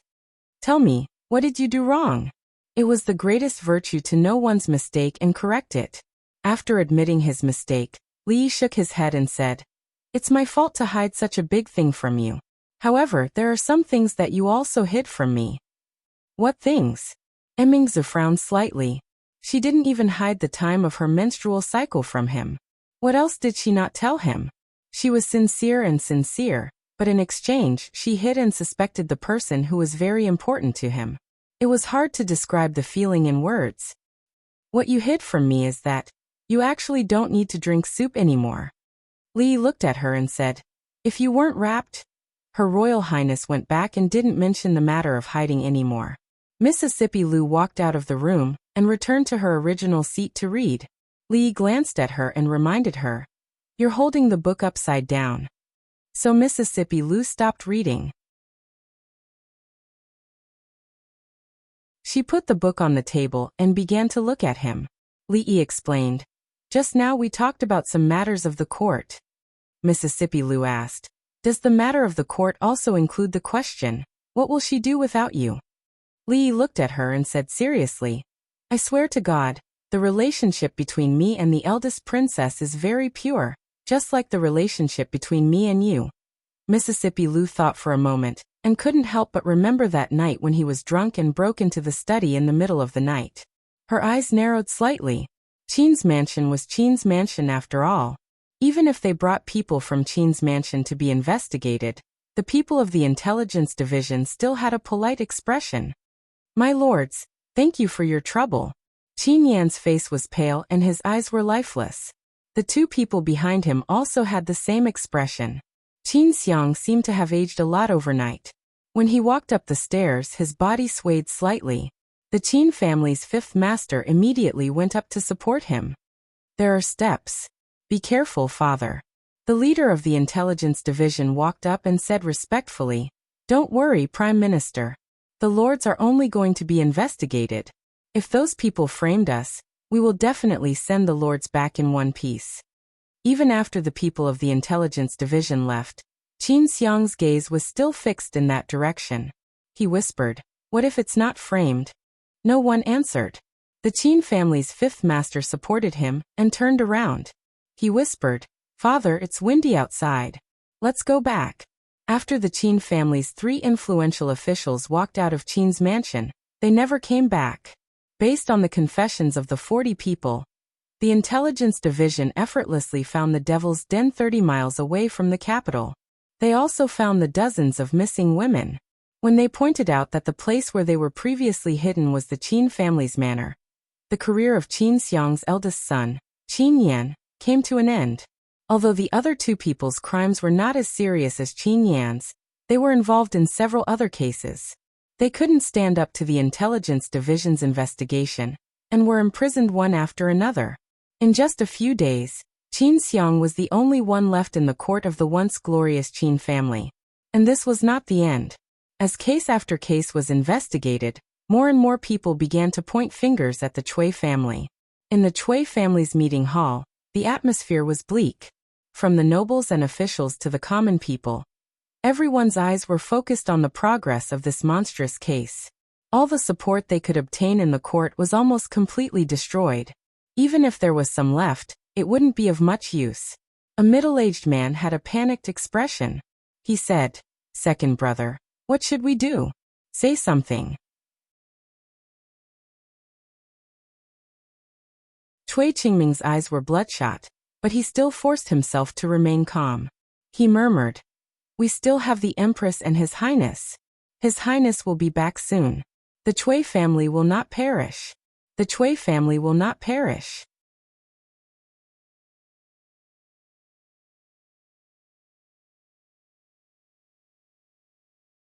Chapter 925. The capital city was chaotic these days, but it was chaotic in an orderly manner.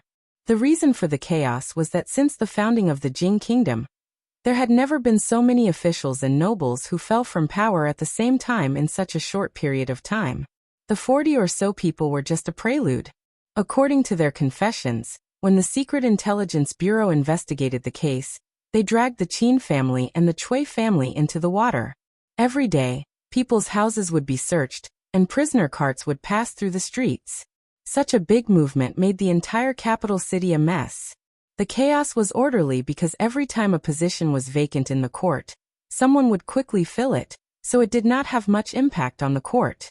The promotion of this monstrous case was completely the general trend. Everyone in the world was watching. Once it started, it was like a surging river, rushing forward, and there was no turning back. In fact, not many people paid attention to the thieves who had kidnapped these people from their homes. Flipping the table was really an addictive thing. It was simple, violent, and effective. Once people had enough power in their hands, they liked to take shortcuts and were unwilling to be bound by the rules of the world. This was not a good thing, and one should learn from it. However, this matter was originally agreed by the old emperor in advance. Now that the old emperor blamed him, it was completely like getting rid of the donkey after it was no longer of use. Li looked at Emperor Jing, who was leaning against the bed, and said, "Your Majesty, you said that if normal methods don't work, we can use some extreme methods." The old emperor raised his eyebrows and looked at him. "I said extreme. I allowed you to arrest a few people to interrogate. Who asked you to arrest everyone? Since ancient times, kings were the most heartless."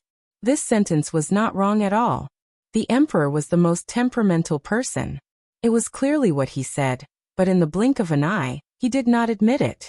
It was simply like burning the bridge after crossing the river, uprooting. At this time, it was better not to refute. Li lowered his head and ate the porridge, no longer saying anything. "You have made such a big mess for me. And you still have the mood to eat porridge here." Jingdi looked at him and felt angry. He said, "Go to the Hall of Diligent Government and reflect for 2 hours. Think about what you did wrong this time." The emperor's words were like gold and jade.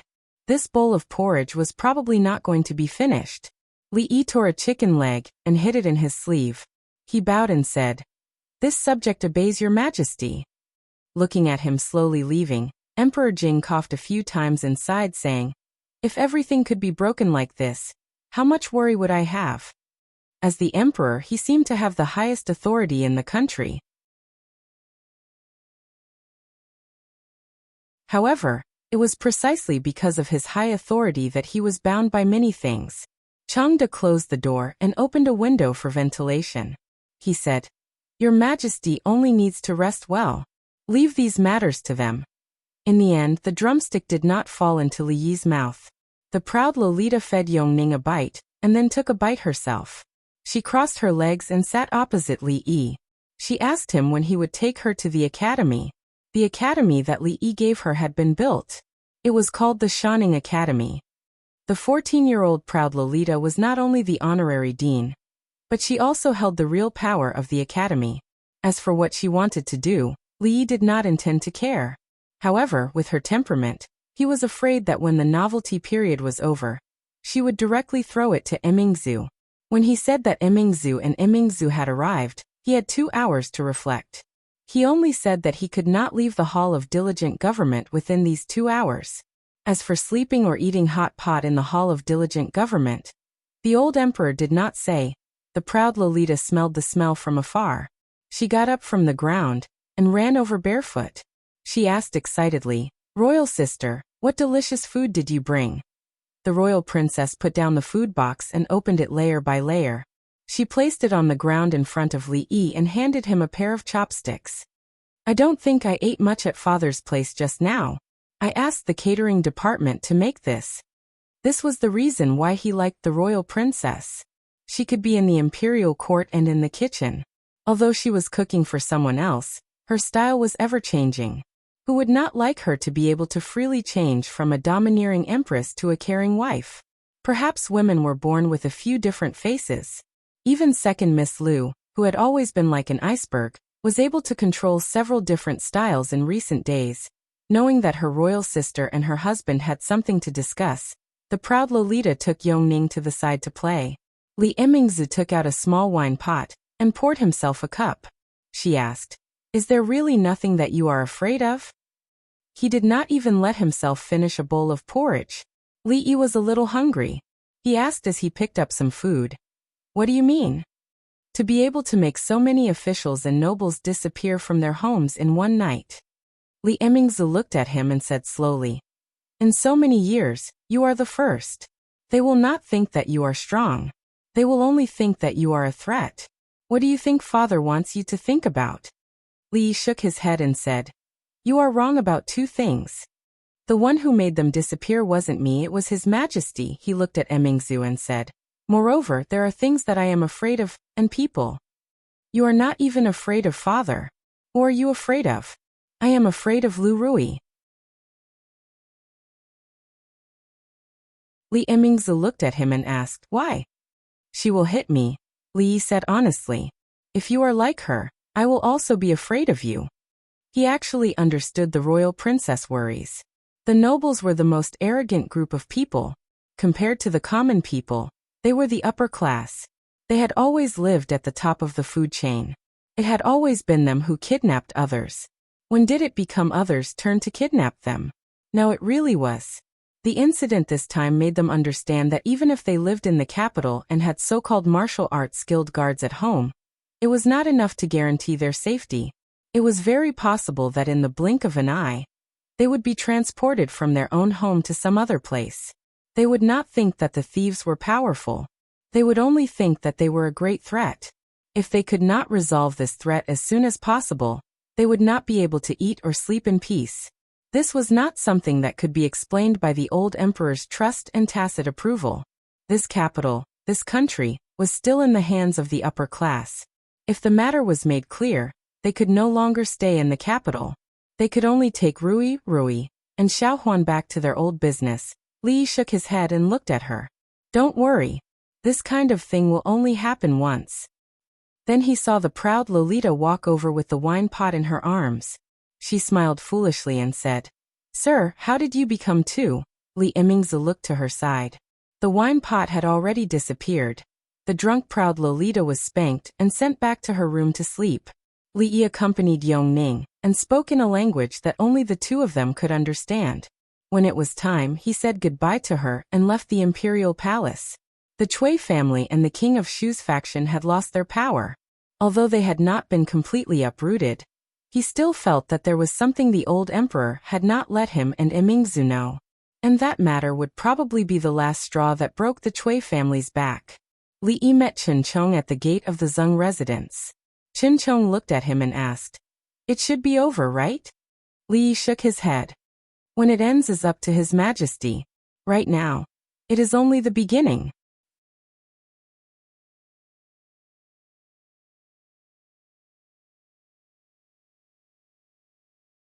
Chapter 926.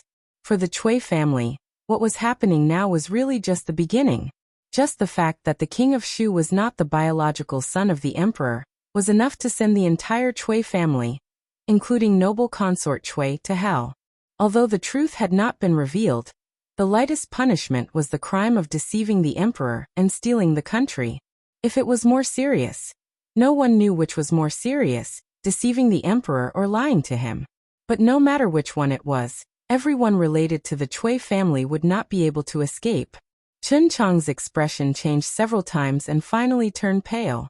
Looking at Li Yi, he bowed and said, Thank you. Li Yi nodded and turned to walk into the Zeng residence. When Drunk Ink saw him come in, she quickly hid the wedding dress in her hand. Li Yi did not ask much. Her wedding dress was all embroidered, and it would be done in a few days. There was no hurry to do it in a day or two. He opened his mouth, but before he could say a word, Goddess Luo Shui walked in with the wedding dress and said, You guys talk first. I'll go in and finish the painting. Li Yi looked at her back in surprise, then looked at Ruoqing and asked, What's wrong with her recently?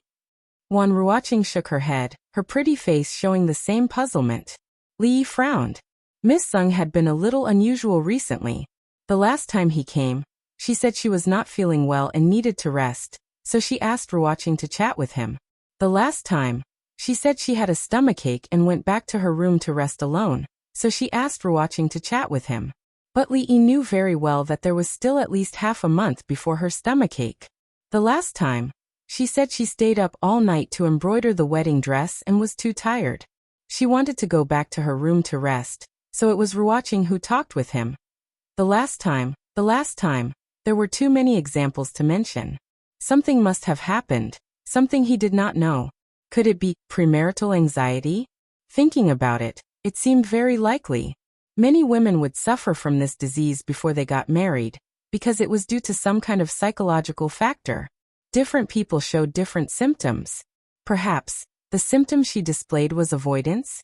Li Yi waved at Xiao Cui and waited for her to come over before asking, Has your family's young miss been behaving strangely recently? No. After Xiao Cui thought about it, she shook her head and said, It's the same as before. There's nothing strange. After saying that, he seemed to have thought of something and patted his head, saying, If there is anything, it would be that Miss has been sleeping in Sister Ruoqing's room these past few days. It has been a long time since she slept alone. Li looked at Wanruaching. She nodded slightly and said, "She said that she's moving away soon and asked me to accompany her. There's nothing strange about that." Li suddenly looked at her and asked, "When she slept with you, did she touch you?" "What touch?" Wanruaching asked doubtfully. Then she was stunned and blushed. Drunk Mo's personality was very active. She liked to play on the bed, and was not obedient when she slept. Sometimes, something that made people blush would indeed happen. Seeing the blush on her face, Li couldn't help but imagine some scenes in his mind. Then his face turned a little red, and then a little white. He turned to look at Wanruaching with a complicated expression. Drunk Mo was his, and Ruaching would be his sooner or later. The situation now was that the two of them slept on the same bed, and often did things that made people blush. Who liked who cheated on who, and who let down who? No, he needed to think about this problem. The capital had been very turbulent these days. It was not an exaggeration to say that it was a monstrous wave. Even the powerful Chui clan and Qing clan, although they did not fall apart, were on the verge of collapse. As for the other smaller clans, under such a huge wave, not even their corpses were left. The Chen clan had always been very close to the Chui clan, and was only slightly inferior to the Qing clan. It was really a miracle that they were not affected in the slightest by this storm. At this time in the Chen clan, the atmosphere was not as relaxed as everyone thought. "It's just the beginning, just the beginning." Chen Qing paced in the hall and said with a sullen face, "If this is just the beginning, then to what extent will it be considered to be the end?" Chen Chong sat on the chair. His expression was much calmer than his. He raised his head and looked outside. "Perhaps we still have to add in the king of Shu, or even that person in the palace, before it will be considered to be the end." Chen Qing turned his head and said in disbelief, "How is this possible?" Chen Chong shook his head and said, "If this is just the beginning, then this time, no matter what, the Chen clan will not be able to escape." He looked at Chen Qing and said, "There has to be one person in the Chen clan who has to stand up. I'm not here anymore. In the future, take good care of third sister. If you encounter any problems that you can't solve, go find him." "No." Chen Qing decided to cut him off. "Even if someone has to go, it will be me. You stay behind to take care of third sister. This matter is decided. Big brother, you still have hope." Chen Chong looked at him and said, "Let me bear the Chen clan's past alone." Chen Qing's expression was cold. He shook his head and said, "No, this definitely won't do. Big brother, second brother." As the two of them were arguing, a delicate figure walked in from the door. Their expressions changed and they said at the same time, "Third sister, why are you here?" Chen Chong walked over and said hurriedly, "I have something to discuss with Big Brother." "You should go back and rest first." The girl with snow-white hair shook her head, but a smile appeared on her face. She said firmly, "I am also a member of the Chen clan. No matter what happens, now you will face it together with Big Brother and second brother." Chen Chong looked at her, patted her hand, and strode out of the door. This official is guilty. In front of a certain hall in the imperial palace, Chen Chong knelt down and said loudly, "Chen clan." On the couch, Jing Di put down the booklet in his hand and shook his head in disappointment. "Let Emmingze handle this matter." The 9-month-old Li Duan could already crawl everywhere.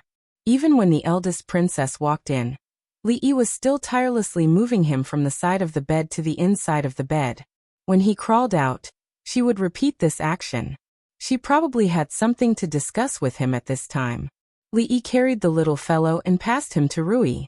Li Duan, on the other hand, reached out his little hand to Xiao Huan. In this family, the little fellow was like an emperor, but the emperor also had someone he was afraid of, and that person was Lu Rui. Mississippi Lu might be born with a kind of deterrence. Usually, when she looked at Li Duan, he absolutely did not dare to cry or pester her. "Xiao Huan, let's go out." Mississippi Lu glanced at Xiao Huan and got up to leave. Xiao Huan held Li Duan and went out obediently. Emmingze handed him a booklet and said, "Take a look at this." Li opened the booklet and read it carefully. He lowered his head and asked in a low voice, "If it is judged normally, What will be the result? The Chun clan has a lot of evidence of crimes. Emingzu looked at him and said, although the House of Duke will still be considered, the death penalty can be avoided, but the punishment cannot be avoided. In the direct line, the men will be exiled, and the women will be reduced to lowly status and put into the musical house. She looked at Li Yi and said, so, I'm here to ask for your opinion. Does this count as abusing power for personal gain? Yes. However, she looked at Li Yi and said, leniency for those who confess, severity for those who resist. Chun Chong turned himself in, and according to the law, he should also be punished according to the circumstances. Li Yi knew that with her character, it would not be easy for her to make such a decision. But he absolutely could not watch Miss Chen fall into such a situation. His heart was slightly warmed. He held her hand and said seriously, thank you for this. Emingzu shook her head. There is no need to say thank you between us. Mississippi Lu came in from outside, walked to the bed, and picked up the autumn water that had fallen here. Then she looked at the two of them, and her eyes stopped on their hands that were held together. She asked, what happened between you?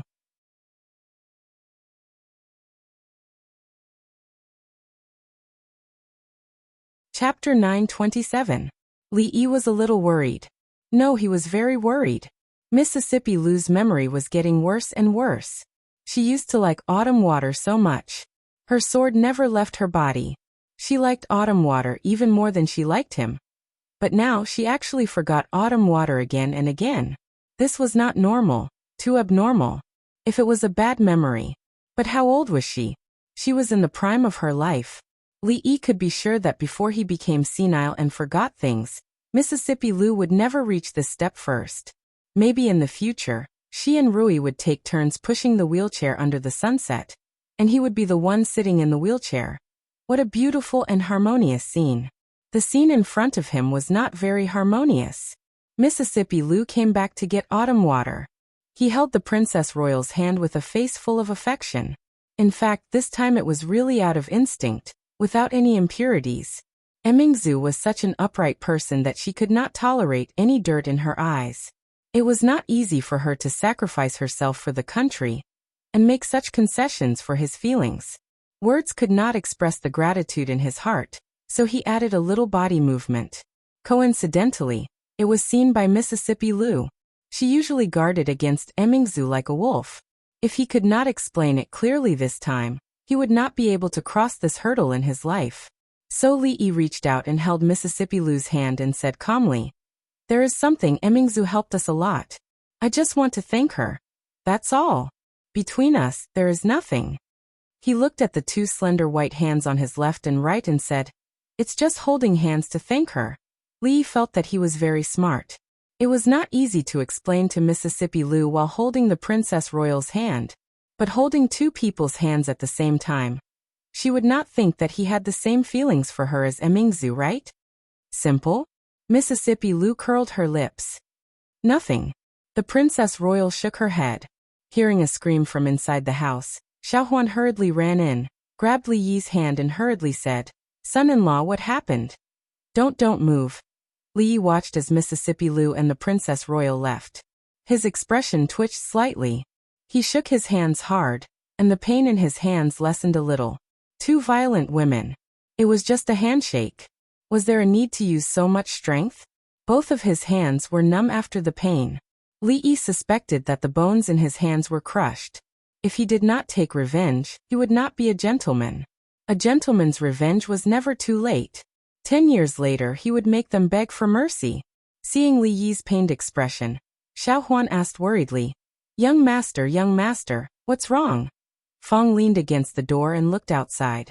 He retracted his gaze and said with a smile, don't worry, it's just that extreme joy turns to sorrow. The injury this time was considered a work injury. As the Minister of State, he had a disagreement with the Princess Royal during a discussion of state affairs, and was injured by her. Therefore, he could have a long time to recuperate. The case that the old emperor ordered him to investigate had expired, but he did not find anything. Fortunately, the criminals found their conscience and turned themselves in, so he did not have to worry about it anymore. The Chui family had fallen. When the tree falls, the monkeys scatter. In their hearts, they were still hoping for the return of the king of Shu to make a comeback. The Qin family had also fallen. Ever since the Qin brothers were imprisoned, Prime Minister Qin fell ill and did not attend court for a long time. The Qin family was different from the past. Compared to other criminals, their crimes were minor, but they could not be easily pardoned. Considering that High Duke Qin had contributed to the country in his early years, and that he was now old and sick, and that the Qin family had turned themselves in, the punishment was reduced. All the official titles of the Qin family were removed, and they were reduced to commoners. The House of Duke was confiscated, and all their assets were confiscated. This punishment seemed severe, but to the Qin family, it was already a mercy beyond the law. This was all Li Yi could do. It was impossible for the Qin family to return to its former glory, but if they could avoid those power struggles in the future and live a stable life, it might not be a bad thing. All their assets were confiscated. From a wealthy family, they suddenly became poor. This huge difference was not something that ordinary people could bear. Li Yi wanted to help them, but Chen Chong rejected him. He still hated the Li family, and he was even more unwilling to be pitied by the Li family. This was something that Li Yi could understand. Therefore, he only asked people to pay more attention in the dark. When a family was at its peak, there were many people who would add flowers to the brocade, and when it was down, there were many people who would hit it when it was down. He still saw third Miss Chen often. Sometimes he would go to the Chen family to see her, either alone or with Rui. Sometimes he would go to Zue Mo's place. The great change in the Chen family not only did not break her down, but Li Yi felt that she looked much better, which was something to be happy about. Fong squatted in front of him. He seemed to be thinking of something, and he kept giggling. After Xiao Hong entered the family, Fong's sister-in-law was even more strict with him than before, except for Xiao Hong, who was like a sister to Wanru. Fong was actually enjoying himself, which made Li Yi wonder if he had serious masochistic tendencies. A good man had become a masochist for no reason, after being by his side for so long. If this guy could learn a little of his good qualities, he would not have ended up like this. Fong suddenly seemed to think of something. He stopped giggling, looked up at him and said, "Young master, that guy Wu Er, it seems like he is not coming back." "Let him be." Li Yi waved his hand, not caring at all. To leave or to stay, that was Wu Er's choice, and only he could feel it. He would not interfere too much. Under the persuasion of Xiao Huan and the others, Lu Mei stayed and was like a sister to Xiao Hong. Xiao Hong called her sister Mei, and Lu Mei called Fong Uncle Fong. He did not know if Fong, in front of his niece and sister, felt that he was a beast for a moment or a few moments. Although the storm in the capital was big, no matter how big the storm, there would be a day when it would calm down. Confiscation of property, removal of officials, exile. For the whole of June and July, this was the mainstream in the capital. Until August, the upcoming Mid-Autumn Festival seemed to have calmed down all the waves. The people were extremely satisfied with the recent actions of the imperial court, and began to put more attention on the Mid-Autumn Festival. However, the people did not wait for the 15th of August, but Prince Ning first. Prince Ning, who had left the capital a few months ago, returned again. This time he did not come back alone. After Prince Ning's carriage, a row of dozens of prison carriages drove into the capital. The people of the capital stood on both sides of the road, looking at the several li-long procession passing through the street, all showing shock in their eyes. The Li family, Rui and the Crown Princess made an appointment to go to the Cold Mountain Temple to pray for the safety of the little fellow and the girl from Li Xian's family. After Li Duan woke up, he cried nonstop. Li Yi, with a headache, stuffed him into Rui's arms. The crying stopped abruptly, and Xiao Huan looked on enviously. Second Miss was indeed suitable to look after children. Her Royal Highness came in from outside. Rui glanced at Xiao Huan, stood up, and walked outside. Mississippi Lu was becoming more and more considerate. Li felt gratified.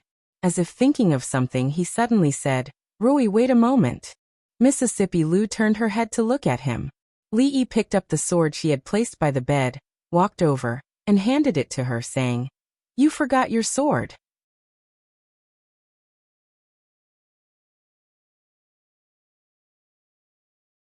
Chapter 928. It was not a good habit to leave things behind, especially if it was something valuable. It was better to carry it with you. Based on how much Mississippi Lou liked autumn water, if this sword was lost, how sad would she be? Fortunately, she usually left it at home, by his side. If she left it outside, it would be hard to find it again. Now that the morals of the world were deteriorating, people's hearts were not what they used to be. Not everyone could pick up a sword without concealing it, and it would be hard to find it again. So Lee needed to help her form a good habit again. Seeing that she was stunned, he grabbed her arm, put autumn water in her hand, and said, "Remember, don't forget next time." After Mississippi Lou and Xiaohuan left, Emmingzu walked over and closed the door. Lee took a few steps back, and immediately became vigilant. Why did she close the door when they were talking nicely? Every time he saw the action of closing the door, he faintly felt some pain in his butt. He called this Mississippi Lou's sequela. Although Emmingzu had been influenced by Mississippi Lou recently, and had a tendency to become violent, she probably wouldn't close the door and beat him. After all, except for the last time when he couldn't help but touch her hand, he didn't do anything out of line. And because of the last time, his hand was still a little weak. If it wasn't to beat him, then why did she close the door? Could it be, he couldn't beat her in a fight? If she really wanted to do something, he could only struggle for a while, and in the end he might still succumb to her despotic power. Just as Li Yi was thinking about what posture to use to resist, Emmingzu finally spoke. "Uncle Ning is back." Ah.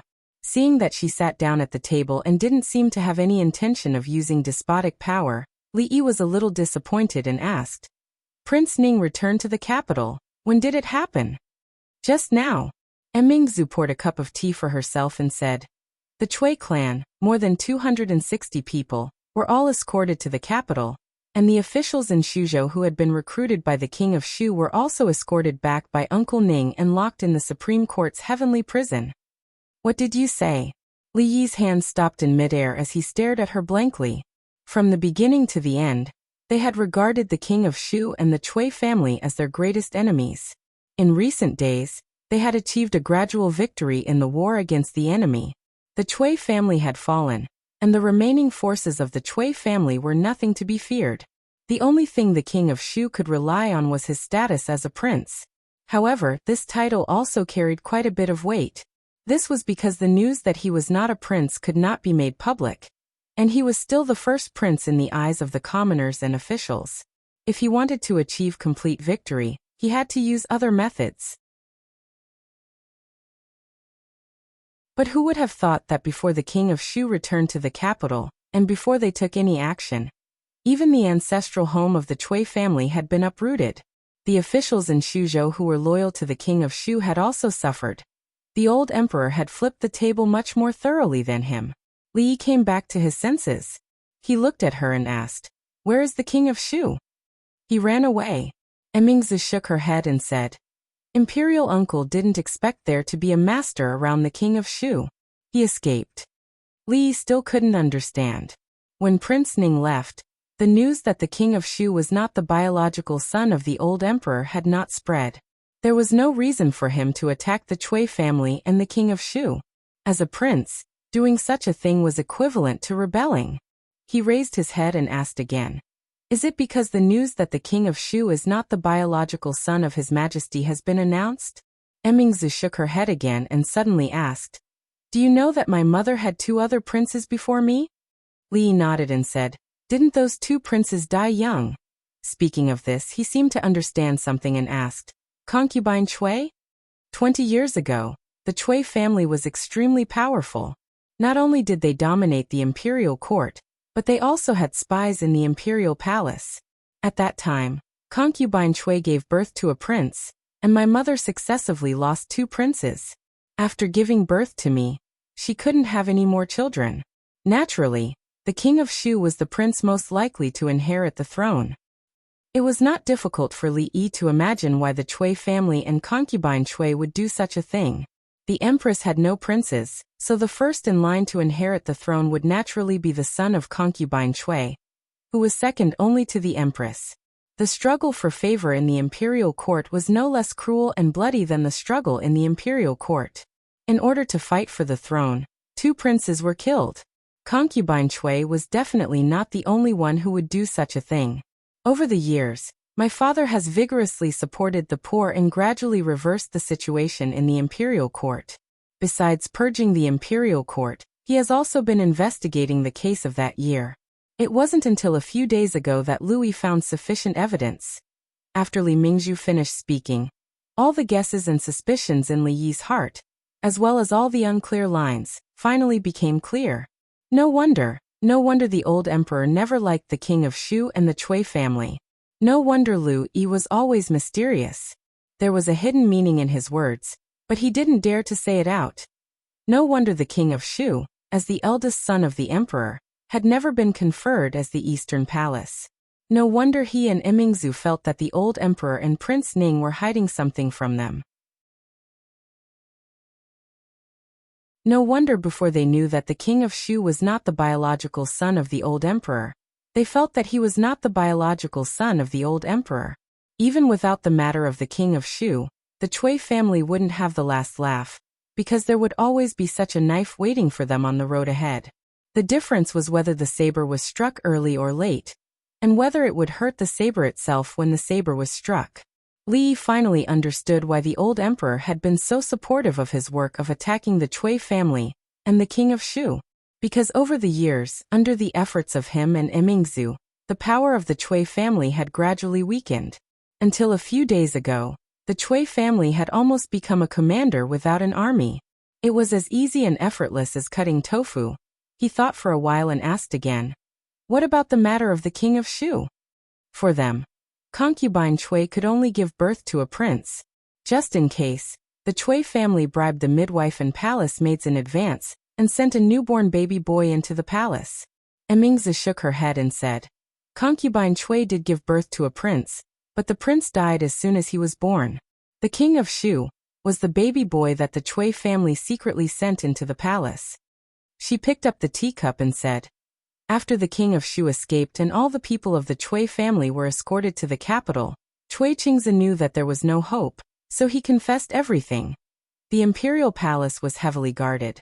It was as difficult as ascending to heaven to send a baby boy into the palace quietly and exchange it with the prince born by the concubine.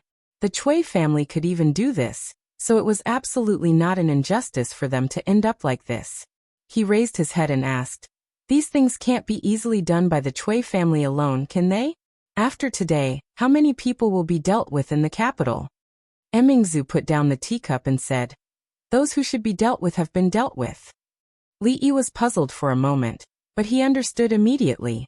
By now, almost all the forces related to the Chui family had been wiped out. There was probably no fish that could escape the net. He had thought of many possibilities before, but he didn't expect the truth to be so complicated. This time, the Chui family had completely fallen, and their forces in the court had been completely purged. The king of Shu also couldn't wait for him to return to the capital. He looked at Imingzhu and saw the confusion in her eyes. Without the Chui family and the king of Shu, they had no opponents. What should they do now? Life suddenly lost its direction, just like a salted fish that had lost its dream. In the courtyard, Mississippi Lu was wiping the tears in her eyes and glancing at the closed door from time to time.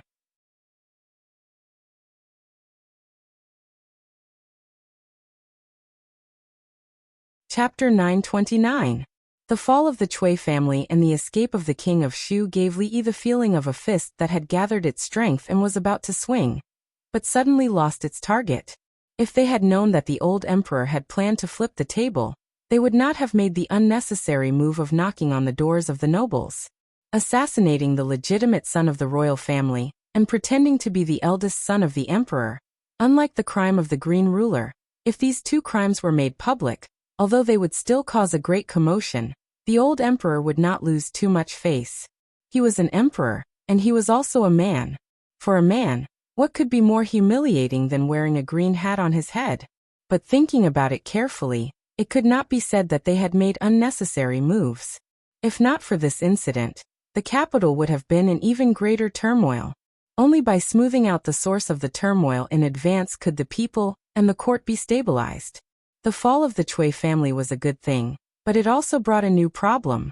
The throne had to be inherited. It was said that women's thoughts were difficult to guess, but Li Yi felt that men's thoughts were even more difficult to guess. Who did the old emperor want to pass the throne to? Why did he hide it so well? Emingzu thought for a long time before looking at him and saying, "Let nature take its course in the future."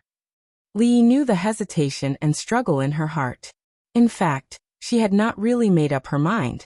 Once she embarked on that path, there would be no lack of blood, and the person she would have to face in the end was her father. Li Yi nodded and did not say anything more. If she could not overcome the obstacle in her heart, no matter how hard others tried, it would be of no use. Fortunately, things were different now. After the fall of the Chui family and the loss of hope for the king of Shu, their situation was much better than before. After seeing off the eldest princess, he paced in the courtyard to relieve the depression in his heart. He had been full of energy and had made preparations for everything, but the Chui family had suffered a setback. It was difficult to release the energy in his heart, and it was very uncomfortable. Seeing him pacing back and forth in the courtyard with a gloomy face, Xiao Huan came over and asked with concern, "Son-in-law, what's wrong?" Li Yi sat down by the stone table and shook his head, saying, "There's always a feeling of having energy but nowhere to use it." "You have the strength but nowhere to use it." On the opposite side, Mississippi Lu had finished wiping her eyes and sheathed her sword. She looked up at him and asked, "Can I help you?" Li Yi looked at the expression on her face and replied without any hesitation, "No need." Mississippi Lu stood up and waved her hand. "We're family. You're welcome," Li Yi said with an extremely solemn expression. "There's really no need. I have the strength but nowhere to use it. It's so uncomfortable to hold it in. I'll just vent it out. I don't have anything to do now anyway. I really don't need to trouble you." It was very strange. Maybe because of her reminder, Li Xian came over. When Mississippi Lu went out, she didn't forget to bring autumn water with her. "Have you heard? The entire Chui family has been escorted to the capital." Looking at his excited and shocked expression, Li Yi nodded and said, "I heard. Emingzu just told me." "Why? You don't even know what your father has done?" Li Xian shook his head and sat down to drink a cup of tea. He said, "Father didn't tell me when he left. How would I know?" After saying this, a curious expression appeared on his face. He asked, "What should we do next?" Li Yi was puzzled. "What should we do? The Chui family has fallen, and the king of Shu has fled to escape punishment. This is our best chance." Li Xian looked at him and frowned. "Take advantage of this opportunity to rope in the court officials and befriend the family of generals. Let Emingzi move forward." He looked at Li Yi and asked with some dissatisfaction, "How can you be a military advisor if you don't seize this kind of opportunity?" Li Yi had discovered a long time ago that Li Xian was absolutely warm-hearted. If Emingzi was the calm emperor, then he must be the anxious eunuch by the emperor's side. It was a pity that when it came to being an emperor, those who should be anxious were not anxious. It was useless for those who should not be anxious to be anxious. Li Yi shook his head and said, "Why don't you talk to Emingzu? Emingzu only listens to you." Li Xian took another sip of tea and looked at him. He asked, "Sit down and talk. Are you tired of standing?" Li Yi rubbed his butt and said, "It's okay. I like to stand." These days, the capital was in a constant state of turmoil. Drama after drama was played out. Families fell one after another and rose up, including the Chui family, the Qin family, and the Chun family. They were either destroyed or declined. The degree of excitement was so great that even the new show in the brothel couldn't compare to it. Compared to these shocking things, the fact that the Qin family's young Duke Qin had absconded out of fear of punishment for kidnapping a woman, and had yet to be arrested and brought to justice was not so important. These days, the Qin family was much more deserted. It was not only because autumn had arrived and the leaves had withered and fallen, but also because the world had become desolate. The most important reason was because 4 of the 5 Qin brothers had been imprisoned in recent days and their families had been separated. Now that Prime Minister Qin had fallen ill, the Qin family had dismissed some of the servant girls and servants. The entire estate was even less lively. Fifth Lord. Hello, Fifth Lord. Greetings, Fifth Lord. Two figures walked out from the depths of the small path. Along the way, the Qin family servants who met them hurriedly bowed. Wu Er swept a withered leaf off the shoulder of a middle-aged man in front of him and asked, "Fifth Lord, are we still going to the brothel to watch the show today?" "Yes." The Qin family's Fifth Lord nodded and said, "But it's not the brothel. Let's go somewhere else today." Outside the capital, by a desolate river. The river was overgrown with weeds and few people were there. The reeds were as tall as a person. A broken wooden boat was anchored there. No one knew how long it had been there. In the canopy of the wooden boat, a person lay limp there like a puddle of mud. His hair was unkempt and his face was dirty. His clothes were ragged, and his limbs were bent at a strange angle. If it weren't for the hair that covered his face still moving rhythmically, no one would think he was a living person. However, he really was a living person. He bit a piece of porcelain in his mouth. He bent down and laboriously cut the rope in his hand. The sound of footsteps came from outside. He put the porcelain piece into his mouth and stared ahead with lifeless eyes. A beam of light appeared in the canopy, because someone had lifted the heavy curtain and walked in from outside. He ignored the stench in the canopy, walked to Qin Yu's side and crouched down. The Qin family has fallen to such a state. He looked at Qin Yu and said in a small voice, "This is what you've always wanted, right?" A glimmer of emotion finally appeared in Qin Yu's turbid eyes. "Your mother's death back then, I was powerless." The Qin family's Fifth Lord looked at him and said, "I am only Qin Wu. Before me there was still Qin Yi, Qin Er, Qin San and Qin Si. It's not up to me to decide these things. Although you are very pitiful." He looked into his eyes and said, "But this is not a reason for you to do other things." After whispering a few words, he stood up and looked at Qin Yu. He asked, "These days have been very hard, haven't they?" "I won't in the future." He shook his head. As he walked out of the canopy, he turned his head and said, "We will meet again in the next life." In the river, the wooden boat flowing downstream ignited into a raging fire. The flames soared into the sky.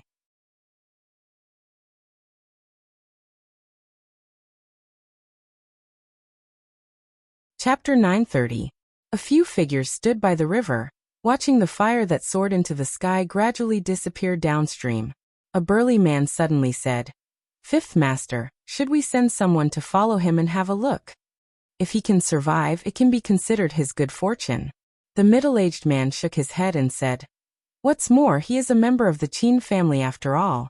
It's not a big deal for him to die in the hands of a member of the Qin family. How can you say it's good fortune?" The burly man scratched his head and said, "If we let him escape, what if he comes back in a few years or decades to take revenge? That's how it is in the opera.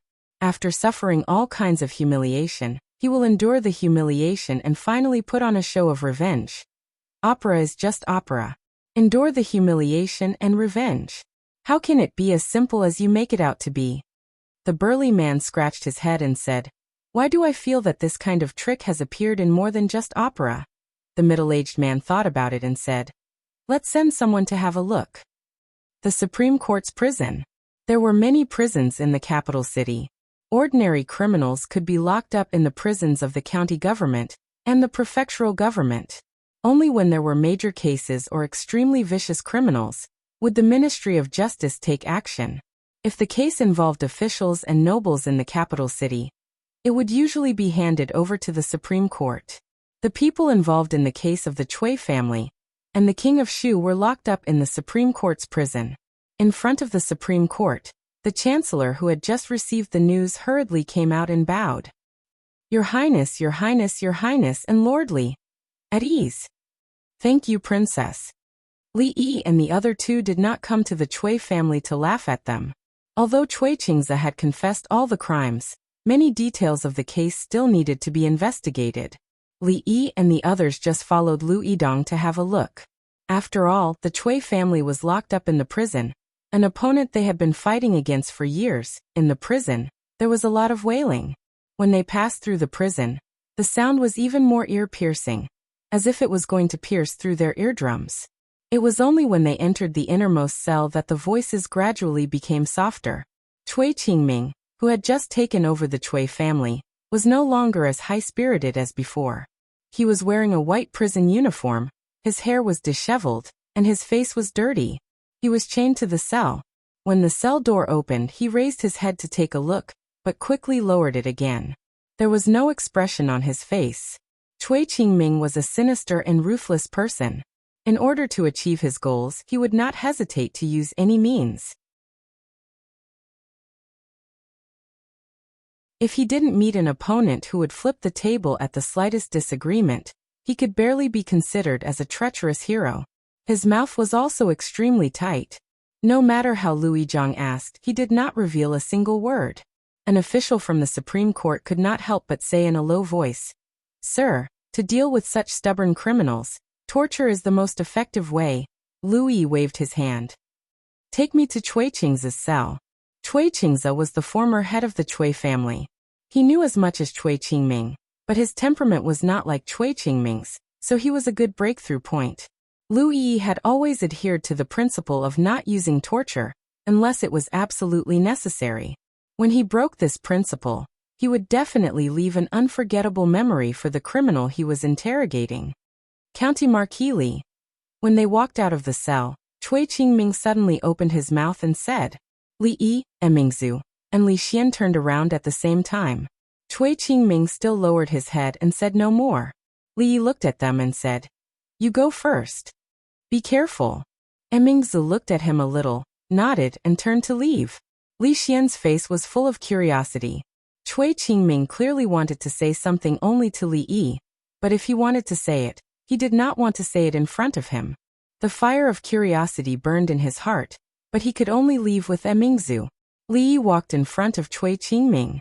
He still did not raise his head and said in a low voice, "That thing, it was you who did it, right?" Li Yi didn't know which incident he was talking about, but the things that happened to the Cui family, which one of them wasn't his doing?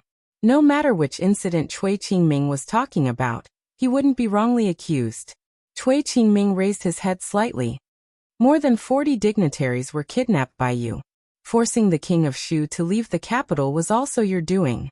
The downfall of the Yu family and the Chu family was driven by you behind the scenes. It was you who turned Liuli into glass and almost shook the foundation of the Cui family. I never thought that even Seng Shichen. I'm afraid that you have something on him." Li Yi shook his head. "You really misunderstood this. Lord Sung did it voluntarily. That's called abandoning darkness for light." Abandoning darkness for light? These words can only deceive a 3-year-old child. Cui Qingming smiled disdainfully. "What is light and what is darkness?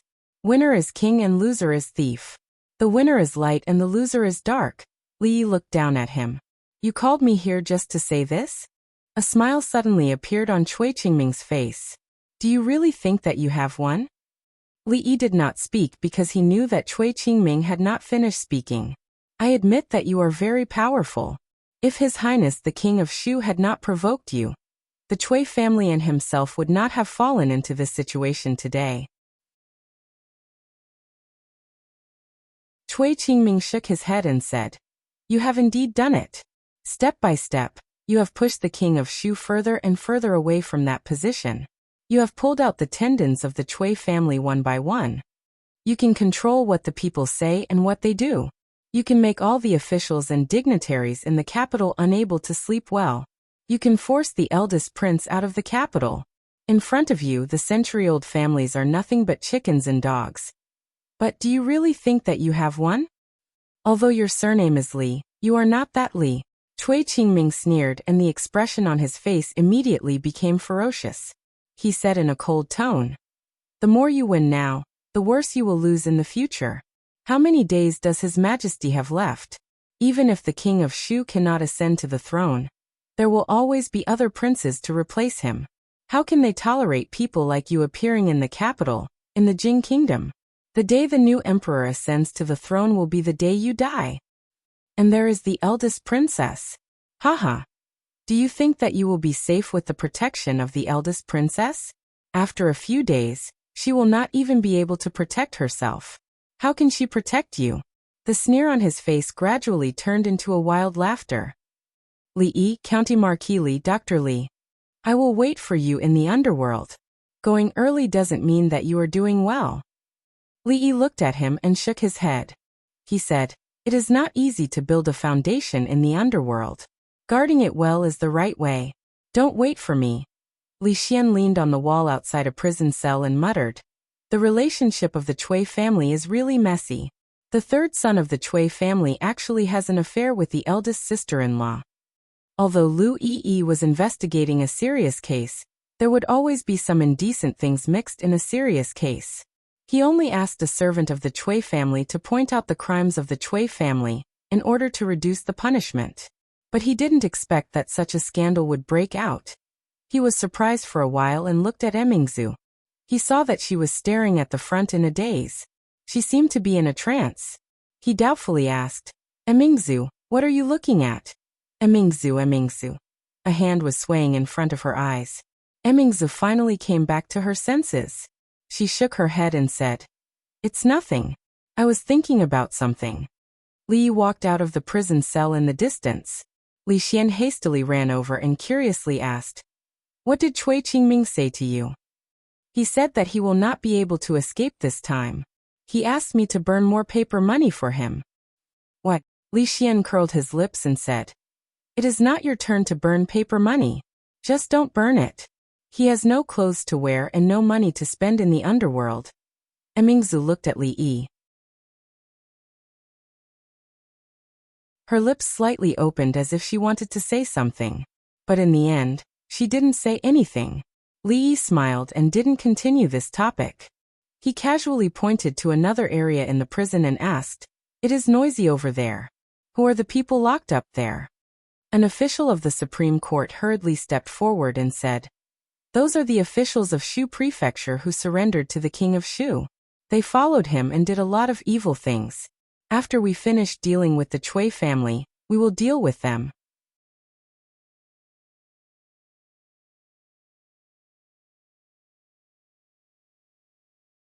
Chapter 931. The case of the Cui family and the king of Shu was the most influential and large-scale case in the Jing kingdom in the past few decades.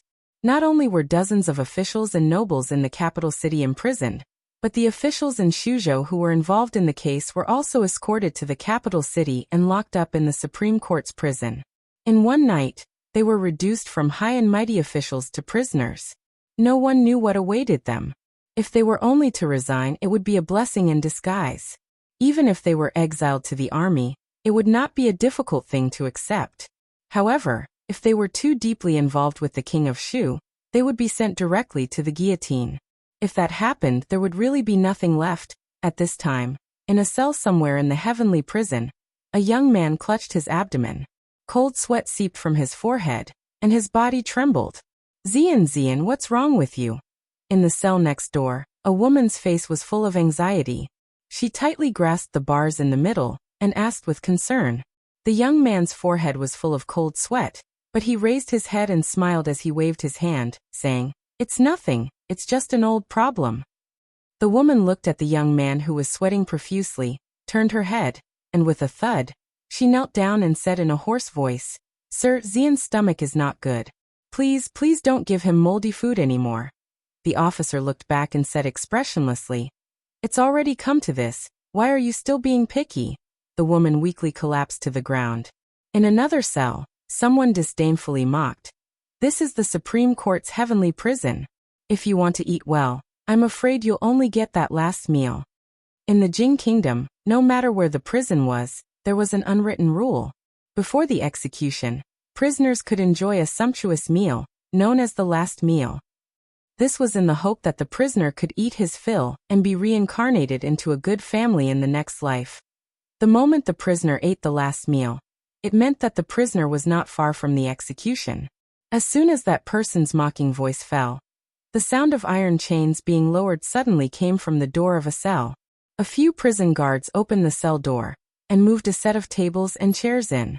Then someone brought in wine and delicacies. The smell of the wine and dishes could be smelled from far away. 8 dishes and 1 soup. The prisoner who had spoken just now counted and fell to the ground weakly. This aroma was not something that the moldy and rancid food they usually ate could compare to. Under what circumstances would the prison give the prisoners such preferential treatment? The last meal. This was the last meal. The last meal for the Jiang County lieutenant had arrived. Could it be far from theirs? The woman grabbed the railing with both hands and said in a panic, Zian. Lord Jiang, please. Two jailers helped the young man up and sat him down at the table. Jiang Zian stared blankly at the sumptuous meal in front of him, but he had no appetite at all. Just now, when his stomach hurt, he thought that if he could have a full meal, it would be worth it even if he died. Men were always fickle. He was already regretting it now. He didn't want good wine and good food, and he didn't want to have a full meal. Even if he had to eat moldy and rancid food every day, he would be willing. As long as he was alive, as long as he could live. Jiang Zian struggled to sit up and shook his head. I don't want to eat, I don't want to eat. Why, are these dishes not to Brother Jiang's taste? Li walked into the cell and said in surprise, It doesn't matter. What do you want to eat, Brother Jiang? Just tell me, and I will ask someone to make it again. This voice was very familiar, so familiar that it was engraved in his bones. Jiang Zian turned his head and saw a figure walking into the cell. His whole body froze in place, as if he had been struck by lightning. Brother Li. Li walked into the cell and personally helped him to the table. He said with a smile, Brother Jiang, long time no see. Li Xian and Emingzu walked over side by side. When they saw this scene, they couldn't help but feel surprised. He had prepared such a sumptuous meal just for the person in front of them? They didn't have much impression of this person at all. Li Xian walked over and asked in confusion, You know each other? Li nodded. Very familiar. Brother Jiang and I. Li patted Jiang Zian's shoulder and said, Are friends who have gone through life and death together. Gone through life and death together. Li Xian murmured. When he looked at the young man, he immediately frowned. Li pointed to the two people and introduced them to him. This is the eldest princess, and this is Crown Prince Li Xian. The eldest princess was in power, and Crown Prince Li Xian was in charge of the Academy of Sciences. How could Jiang Zian not have heard of these two people? He hurriedly got up and saluted. Greetings, eldest princess, greetings, your highness. Li looked at the woman in the next cell and asked, This is... Jiang Zian lowered his head and said, This is my wife. Li was surprised and said, Brother Zian got married? When? Jiang Zian said, Just last year. Li looked back at a jailer, and the jailer immediately understood. He hurriedly ran over, opened the cell door, and invited the woman over. Zian, these people. The woman still didn't know what had happened. She was nervous and whispered. Jiang Zian hurriedly introduced them. This is Lord Li, this is the eldest princess, and this is Crown Prince. After another round of greetings, Jiang Zian and the woman didn't want to sit down at first. Li persuaded them for a long time before they sat down nervously. Li knew that Emingzu and Li Xian must be full of doubts now, so he briefly described what happened in Shuzhou to them. Their friendship was real. If it weren't for Jiang Zian, he and Rui wouldn't have been able to leave the city safely, and naturally, there wouldn't have been such a thing in the future. After knowing the inside story, Li Xian looked at Jiang Zian without the dissatisfaction in his eyes. Li looked back at the official of the Supreme Court and asked, What crime did he commit? The official of the Supreme Court looked bitter and said, He didn't commit any crime, but Lord Jiang is under the command of the King of Shu. Jiang Zian lowered his head. Sometimes, one didn't need a specific crime to be convicted. It was normal to be implicated by following the wrong person. He looked at Li with a hint of hesitation on his face. After a long time he said, Lord Li, Jiang Zian deserved to die. But for the sake of our past relationship, can you save my wife? She is innocent. Zian. The woman held his hand and said with a solemn expression, If you die, I will immediately follow you. Don't talk nonsense. I am a member of the Jiang family in life, and a ghost of the Jiang family in death. Then I will divorce my wife. At this point, it's too late for you to divorce. Li Yi's face was a little dark. He came over to reminisce about the old days, not to watch them show off their love. He coughed and said, These years, Brother Zian has suffered under the command of the King of Shu. Jiang Zian raised his head, and a trace of confusion appeared on his face. The woman had already understood the meaning behind Li Yi's words. She knelt on the ground and said repeatedly, "Thank you, Lord Li, thank you, Lord Li." In the surrounding cells, the people smelled the fragrance and swallowed the rancid prison food. Although the last meal was delicious, they felt that the food that emitted the smell was even more delicious. That woman! What was the use of kowtowing? Could kowtowing be spared from the death penalty? At this moment, they only felt that if they could eat food like this in front of them for the rest of their lives, they would have nothing else to ask for.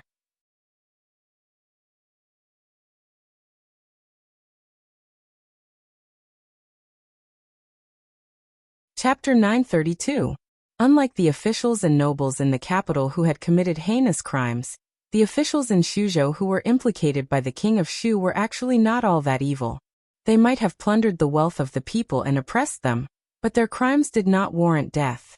They could be spared from death, but their careers would probably be terminated. They would also suffer a lot of physical torture, which was inevitable.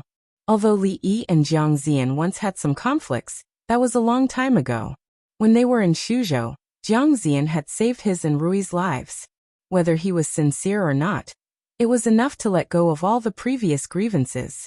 Seeing that Jiang Zian had fallen into such a situation, Li Yi couldn't just stand by and watch. There are still some procedures to go through with the Supreme Judiciary and the Secret Intelligence Department. I'm afraid that Brother Jiang will suffer a lot in the next 2 days. Li Yi stood up and looked at Jiang Zian saying, "However, Brother Jiang will not suffer in vain. You have worked hard for the king of Shu for so many years, and the imperial court will definitely compensate you." Jiang Zian shook his head quickly saying, No. He was already very lucky to be able to walk out of here alive. He had never thought that he would not be implicated in this case and be restored to his post or even promoted. With the eldest princess here, everyone was very nervous and did not dare to say anything.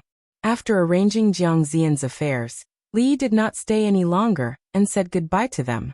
After Li Yi and the eldest princess left, an official of the Supreme Judiciary immediately changed his expression. He glared at several jailers beside him and said, "Hey you guys, what are your eyes doing? Hurry up and clean up this place for Mr. Jiang." No one had expected that there was such a person hidden in this group of criminal officials. He was a sworn friend of County Marquis Li, and a spy hidden around the king of Shu. If he got out of here in the future, he would have a meteoric rise. Although he could not get Mr. Jiang out of here, it was still possible to improve the living environment of the prison cell. "Here, clean this place up. Clean the bucket, change the bucket every 2 hours, and bring a new quilt over." Then he looked at the woman who was holding Jiang Daren's hand. He rolled his eyes and said, "Jiang Daren, I'm really sorry. Recently, the prison has been tight. Why don't you and Madame Jiang stay in the same cell for the next 2 days? Jiang Zian could naturally feel the kindness of the official of the Supreme Judiciary. He nodded and said, "Thank you very much, Your Excellency." The official of the Supreme Judiciary smiled and said, "You are welcome." Very soon, the entire cell was clean and spotless.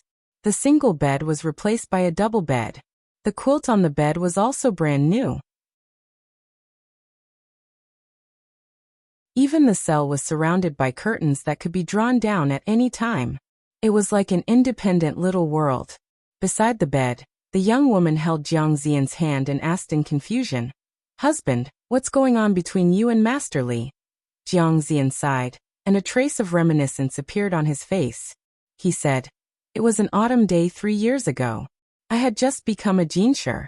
I was full of passion and high spirits. That day, Prince Ning held a banquet in his manor, and invited all the jinshi of Qing and prefecture. Then I met him. And then? Then I was sent to the remote Shuzhou." Jiang Zian sighed and murmured, "It's either a blessing or a misfortune. It's really hard to tell." In the other cells, everyone looked at the isolated area with envy. He really didn't expect the Supreme Court's heavenly prison to be so attentive. Not to mention the sumptuous last meal. There was actually such obvious preferential treatment. There was food, a bed, and a woman. This didn't seem like a prison, however.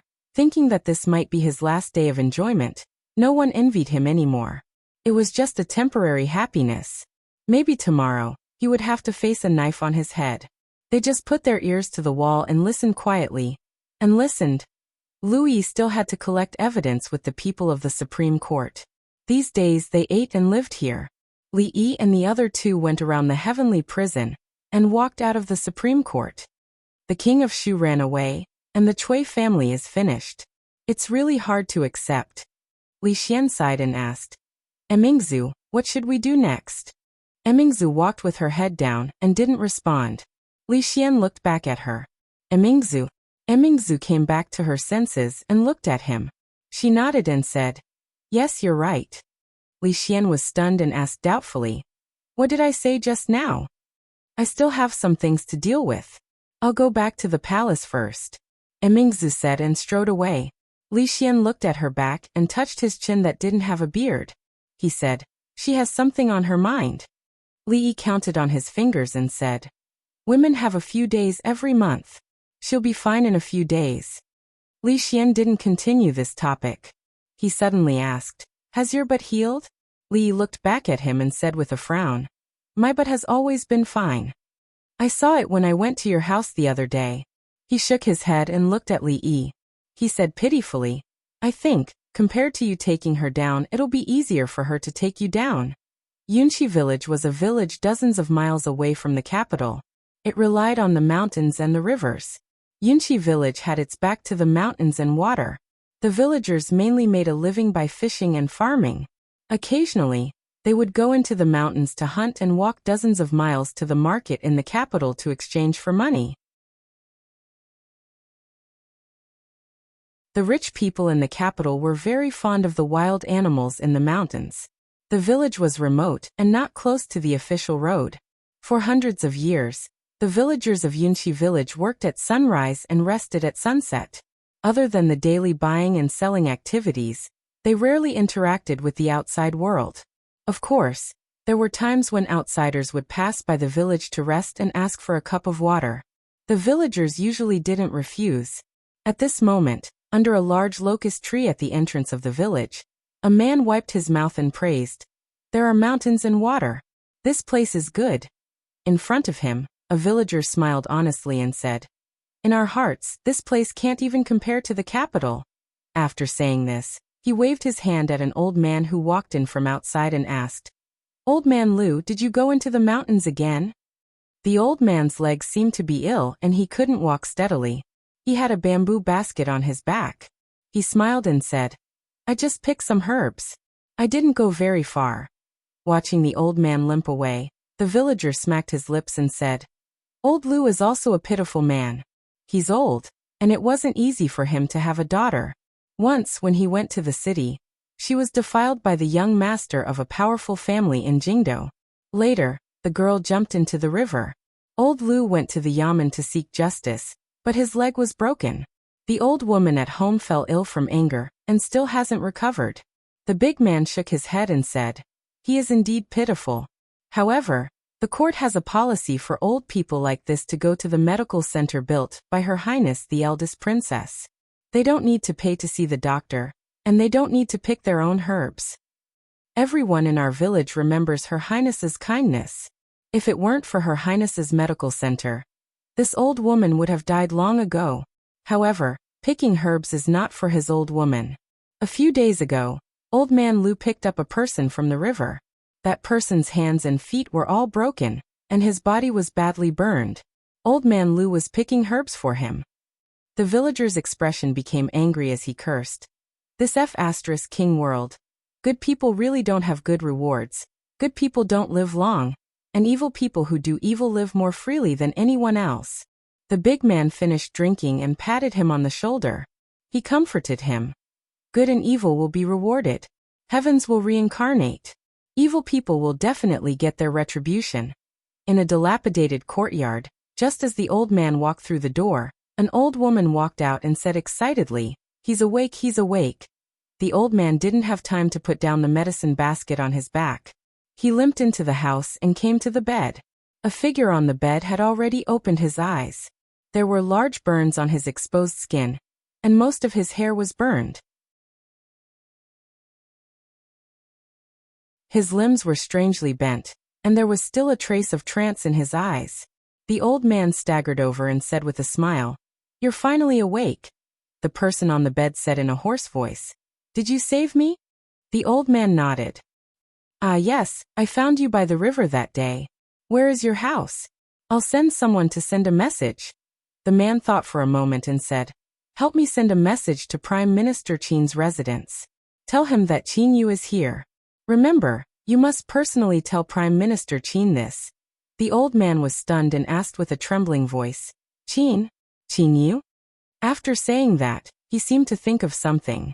He took a deep breath, looked at him, and asked, Are you the missing young Duke Qin? As long as you help me with this matter, I will definitely reward you generously in the future." The old man looked at him and asked, Are you really young Duke Qin?" The person on the bed didn't speak again. It was obvious that he had tacitly agreed. "Qin Yu, young Duke Qin." The old man closed his eyes, clenched his fists, and slowly loosened them. He put down the medicine basket on his back, turned his head and whispered, "Old woman, go close the door."